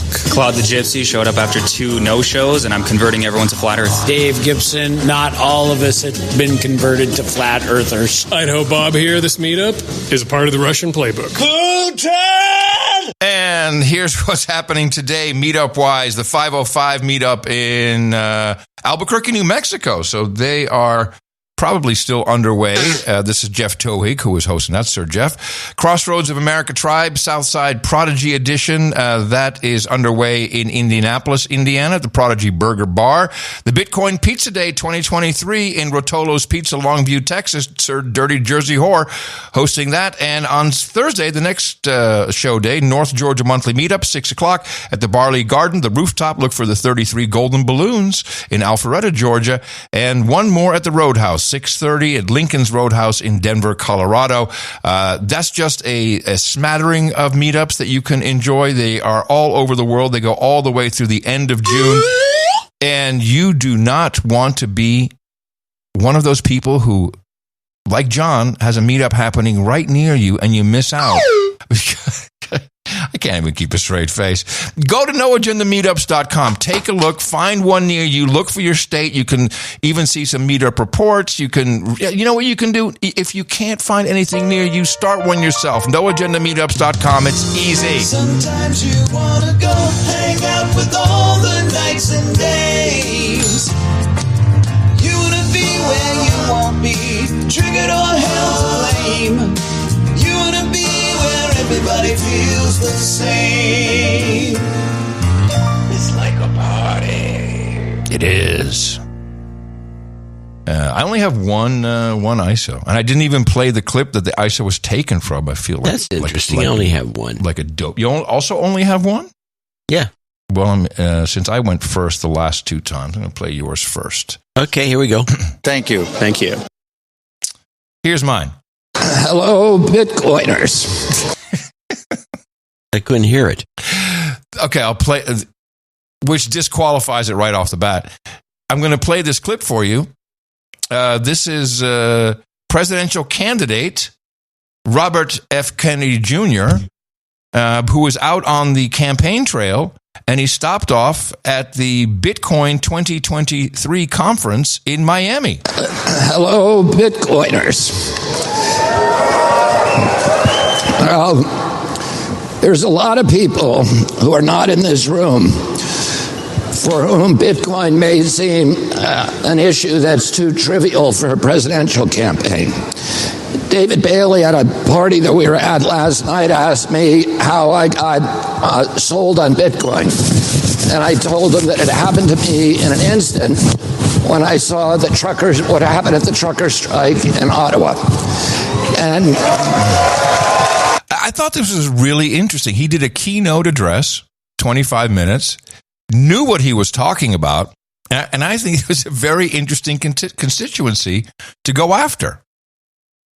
It's pretty big. Yeah, I think the guy could beat Joe Biden if they actually let him, if they covered him honestly. But they're not going to do that. The fact that you could even get that clip is amazing. Well, it's the Bitcoin conference. They do protect. They're pretty good about getting the word out. I'm hearing people who traditionally might vote Republican discussing him as a potential. Yeah. And I think that's interesting. It is. The whole thing is interesting. I think he's a good candidate, except they're not going to let him win. Yeah, that's usually it's followed by, but he won't win because the elections are rigged. That's usually how that conversation He won't win. He won't win. It's rigged. You don't have to rig the elections if you just keep the guy, it's like they did we'll go back to 2016 when Bernie Sanders was a viable candidate, right, and he would draw the same crowds, the same massive crowds that Trump did, but they would never let him, they would never cover it. Well, and that was in the DNC emails, in case everyone forgot. There was ample evidence that the Clinton campaign had basically screwed Bernie Sanders over.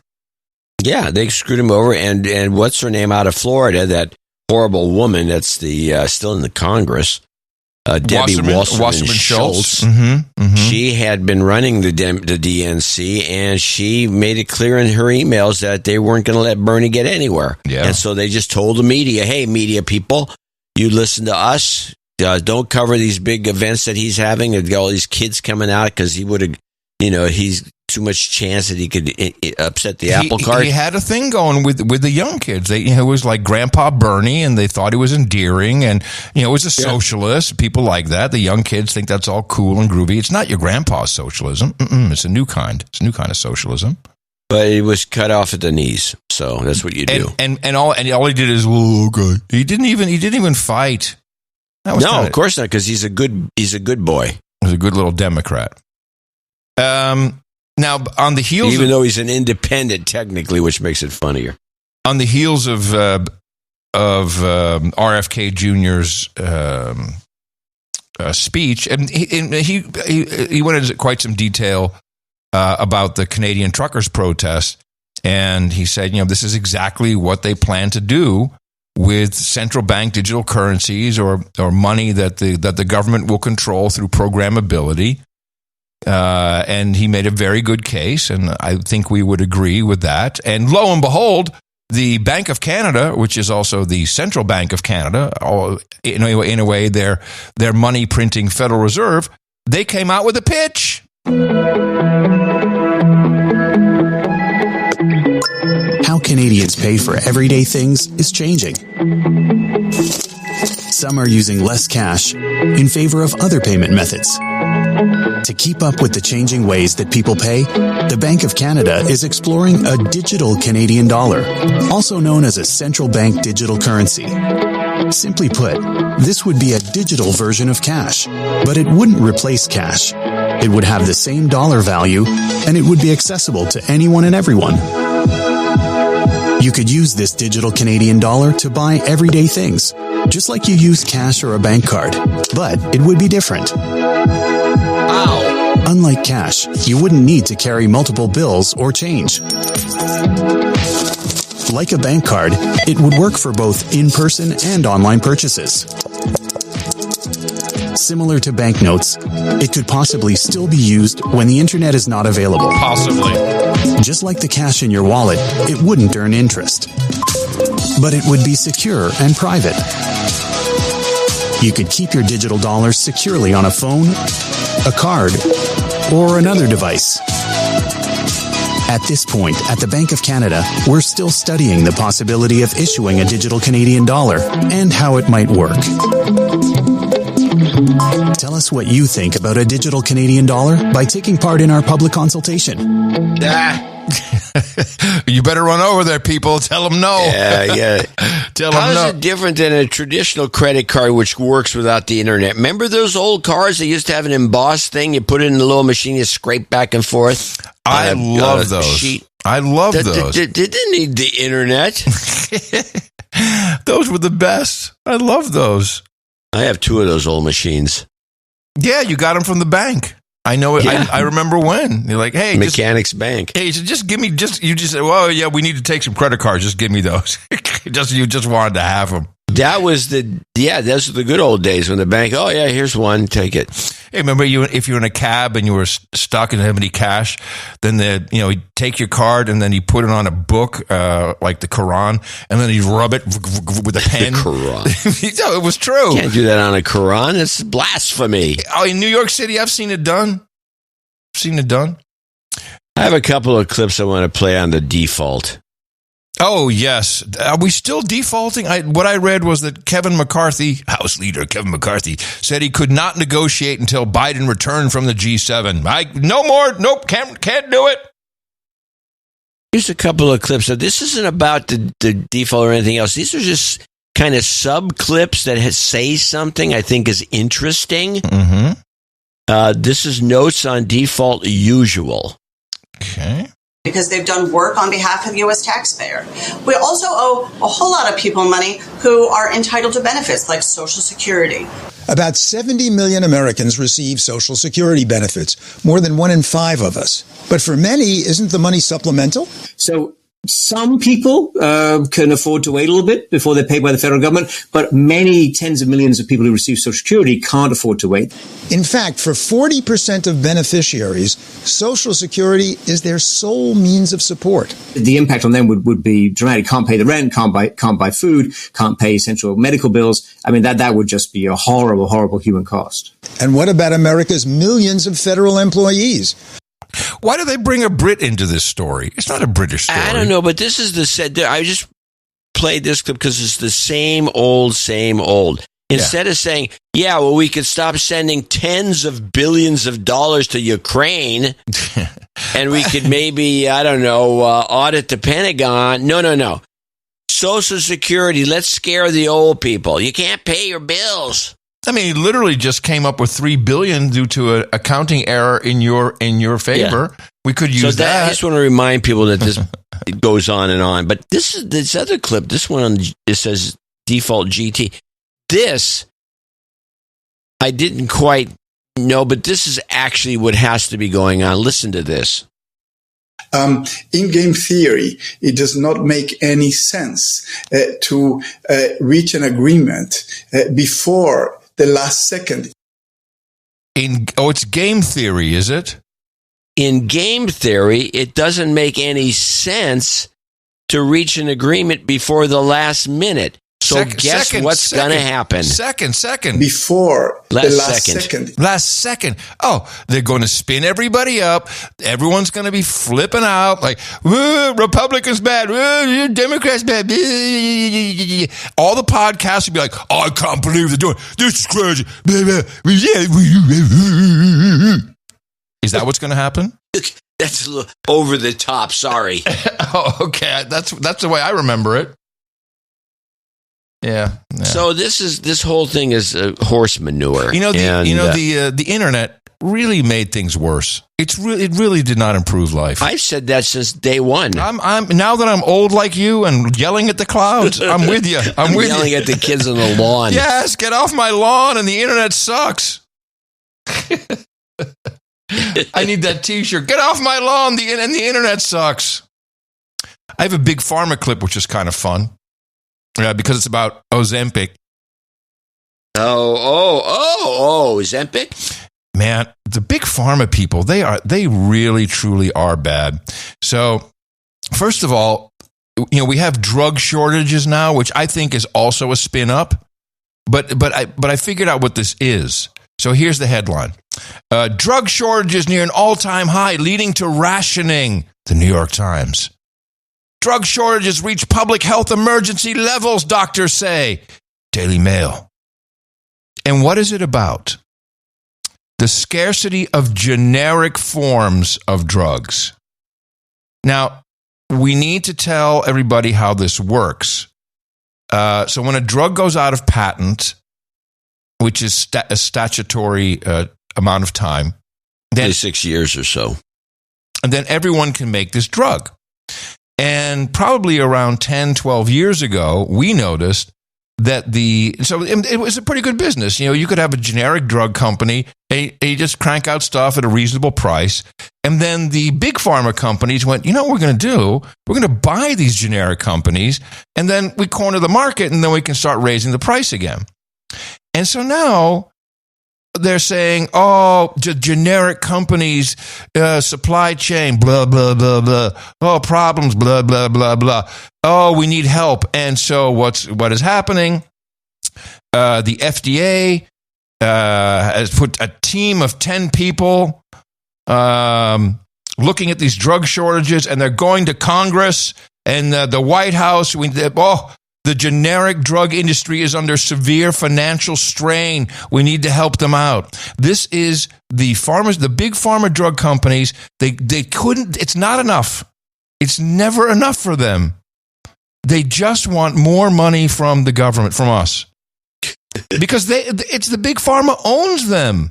They own the generics. It's something to see. I'm telling you, I've never seen anything like it. And the New York Times, they're all in. Oh, this is horrible. Oh, no, these news organizations are clueless.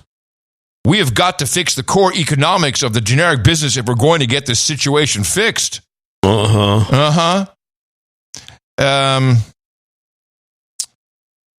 obesity drugs, now this is a marketing initiative. It showed up in Reuters, so you know it's PR. This is the Nordisk drug, which is Wegovy. I don't know what it's called. Yeah. I can't remember. Yeah, so we have Ozempic, and that's not pretty much only used for weight loss, but it's for diabetes. So Wegovy, which was supposed to be only for diabetes and is more expensive, now it's being used for weight loss as well. But they have an extra benefit, according to Reuters. What is it called again? Wegovy has an extra heart benefit. You won't get a heart attack as quickly. How about as you would with Ozempic? Yeah. Well, they're not saying that, but they're just saying, oh, our drug, not only does it make you lose lean body tissue, and become a weird looking person. And now with a sagging face. And now there's the Independent, which is kind of a reliable. Well, they try. It's been a piece of shit for years. Teenagers with obesity should be offered transformative weight loss injections, say experts. Oh yes. So if you've been eating colorful things from your supermarket, which is not really food, no, we should be giving you the shot because that's all you need. You don't need to improve your intake. No. Weight loss jab can have the obesity rates in teenagers. This is phenomenal. What an invention. Please do not exercise. Do not look at what you're eating. Stay on the phone. Stay on the phone. Oh, I saw this other great video. So the iPhone, every 5 seconds, it scans your face with infrared, which you don't see unless you use an infrared camera. Then you can see every 5 seconds, it's beaming light at your face for the ID to unlock or whatever. But it's not like it just does it when it's time for you to ID yourself. No, every 5 seconds, it's taking an infrared scan. For what purpose? To affect your nervous system, I would presume. That's what it ultimately can do. Infrared pop is going to affect your nervous system. It's well known that any type of light flashed in your eyes, whether you see it or not, definitely can affect your nervous system. Anyway, let's go to the Ozempic commercial. I'm sorry. news story on Good Morning America with Dr. Jen. All right, we do have some news to talk to you, Dr.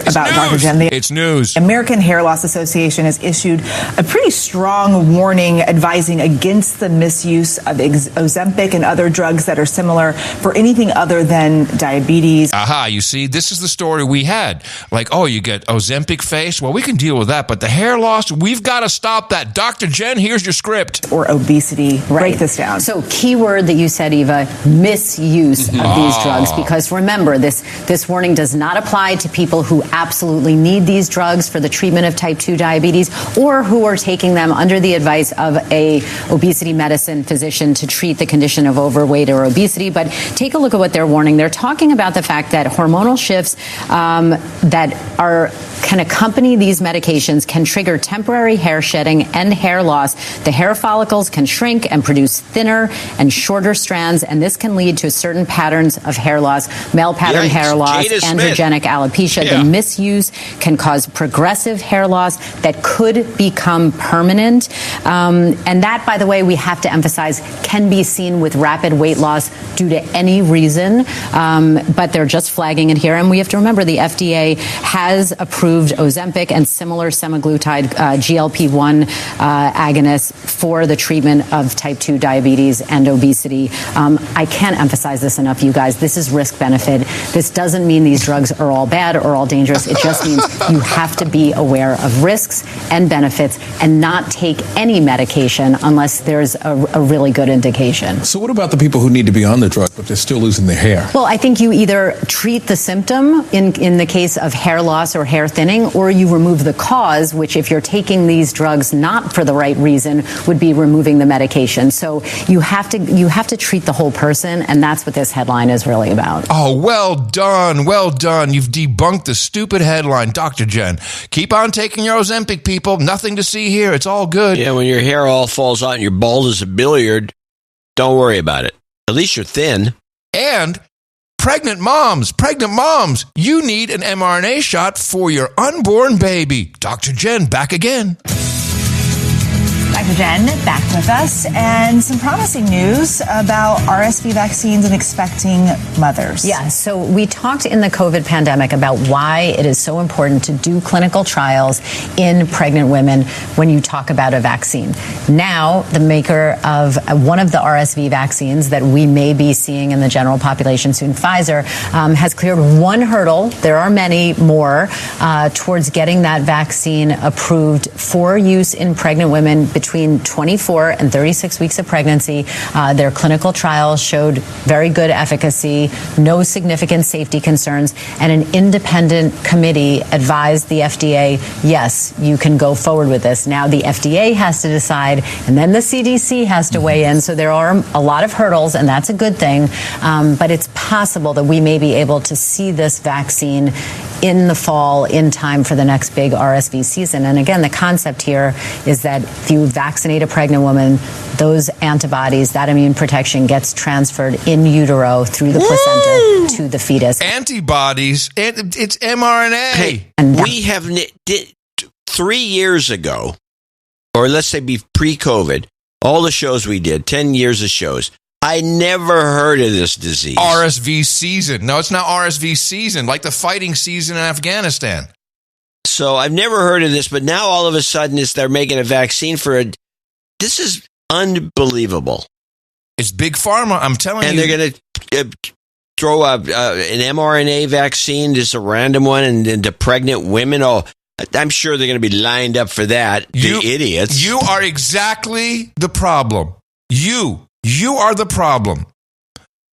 What you're saying right here is a huge problem.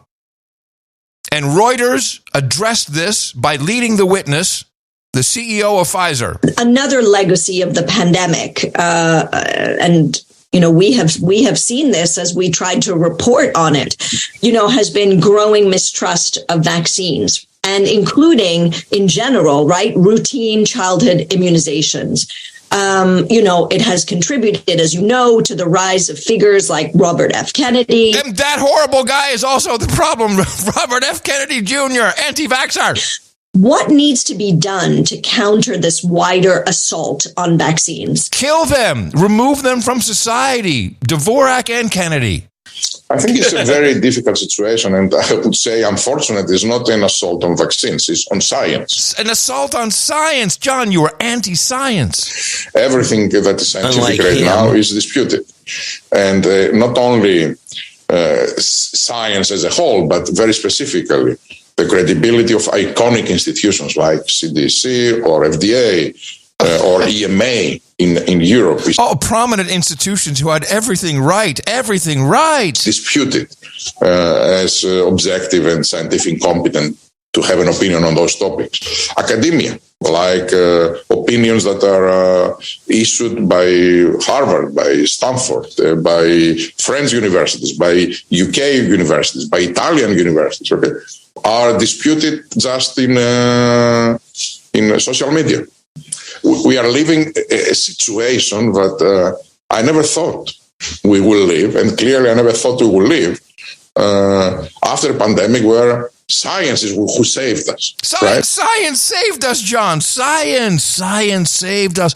Science beat the evil pandemic germ. It is science that won the virus, right? Science won the virus, whatever that means. But right now, unfortunately, won the virus. As it happens very often, any health issue is getting caught into politics. And unfortunately, at large in the world, the political life is heavily polarized right now.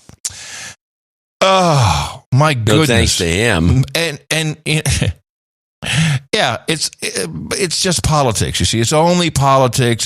He's trying to say Republicans, but he can't because it's also RFK, and it's not just social media, it's podcasters. But they have a plan, and the plan is it all comes together, the trans-Maoist society. Now, we're going to get rid of the social media people who are against science. We're going to get rid of the podcasters. We're going to get rid of stupid politicians.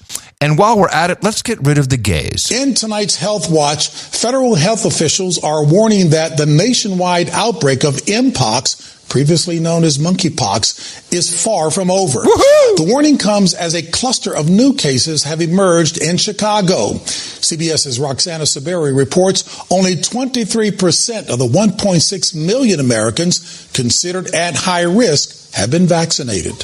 More than 20 cases of the Mpox virus have been reported in Chicago since mid-April. The majority are in fully vaccinated people. Dr. Karen Kruger says immunity to the virus might be waning, but the recent cases treated at Chicago's Northwestern Memorial Hospital have been mild to moderate. I think a lot of individuals, probably felt protected to some degree by either having had the infection or having been vaccinated. So people just became more relaxed about it. That would probably be my best guess. On Monday, the Centers for Disease Control and Prevention issued a warning saying it was very concerned about an Mpox resurgence this summer. More than 30,000 people in the U.S. have already contracted the disease. The overwhelming majority are men who have sex with men. And this is where it goes wrong. What is a man? What is a woman? So that's the only way you can say get rid of the gays. Men who have sex with men. It's really, really, really evil what these people do. Evil! The science is in. Science! You got anything else for us? I have one last clip that's kind of interesting because I don't know what it applies to, but it's a sociologist whose name I didn't get from the guy who sent me this clip, but it's a good one.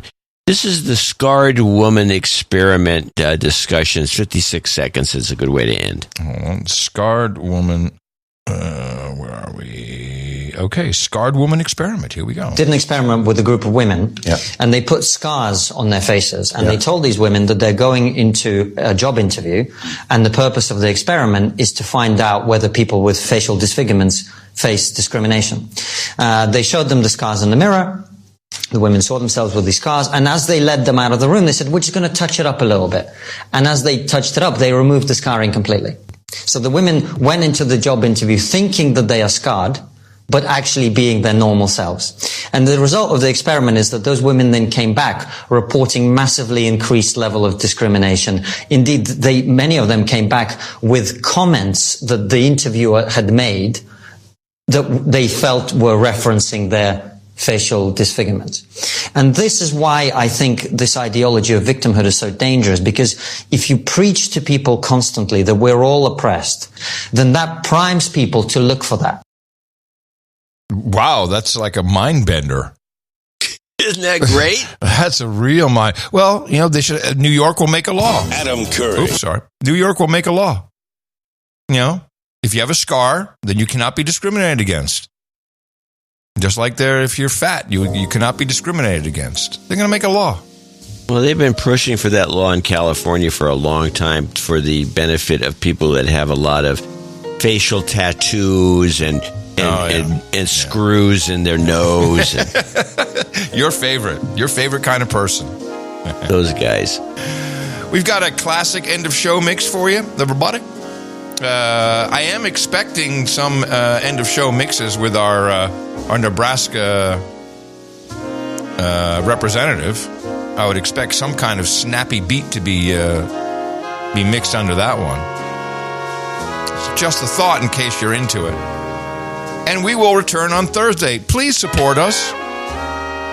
We do need support from you. Otherwise, we have to find other things to do. Coming to you from the heart of the Texas Hill Country here in FEMA Region number 6 in the morning, everybody. I'm Adam Curry. And from northern Silicon Valley, where I recommend people go to nhk.com and watch those sumo matches. I'm John C. Dvorak. We return on Thursday with another minimum 3 hours of deconstruction. Please remember us at Dvorak.org/NA. Until then, adios, mofos, a hooey hooey, and a such.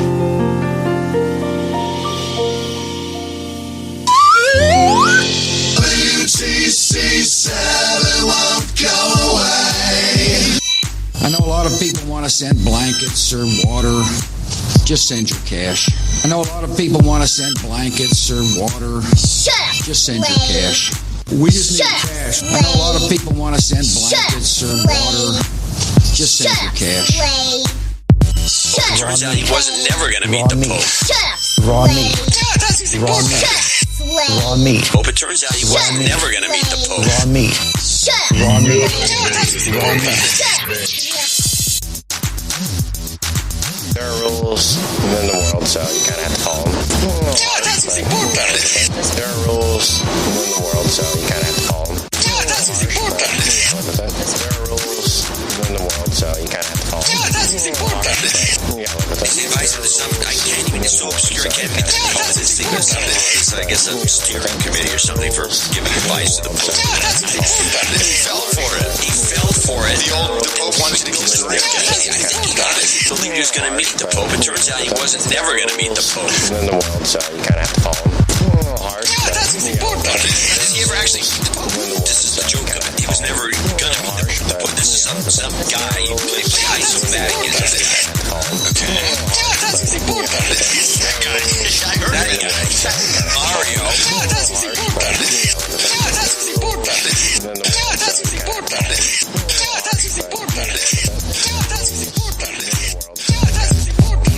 Using vulgar language, President Trump today questioned why the United States would allow people from Haiti and Africa into the country, describing those places using an expletive. The president said, why are we having all these people from shithole, quote, excuse me, shithole countries?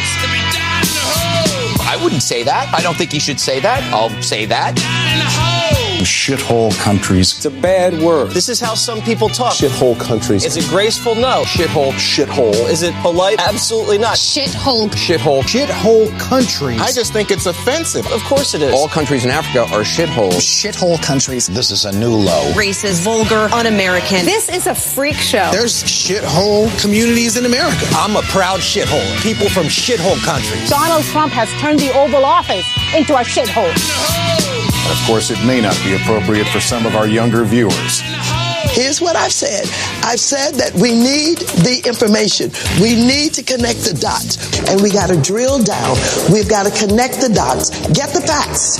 Connect the dots. Do everything that I possibly can to help connect the dots. I've said we've got to connect the dots. I've always said, if we connect the dots, I believe that they should have to connect the dots if we're able to connect the dots. And if we determine the facts, if the dots are connected, let's get to the bottom of it all. Let's see if the dots connect.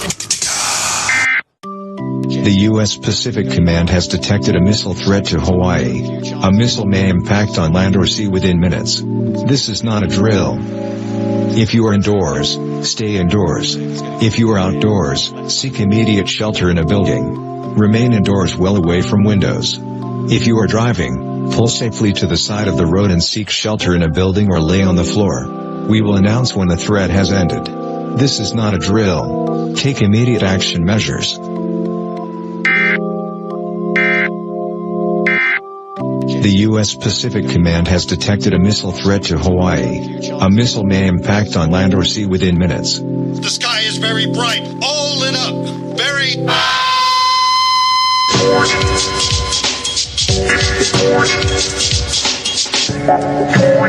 핵무기 연구소 상명 뿅뿅뿅 이어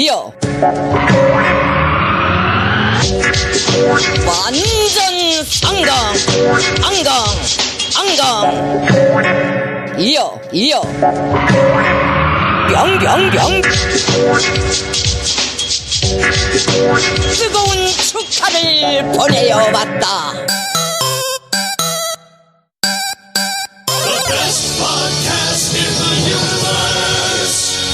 Dvorak.org/NA. Thank you.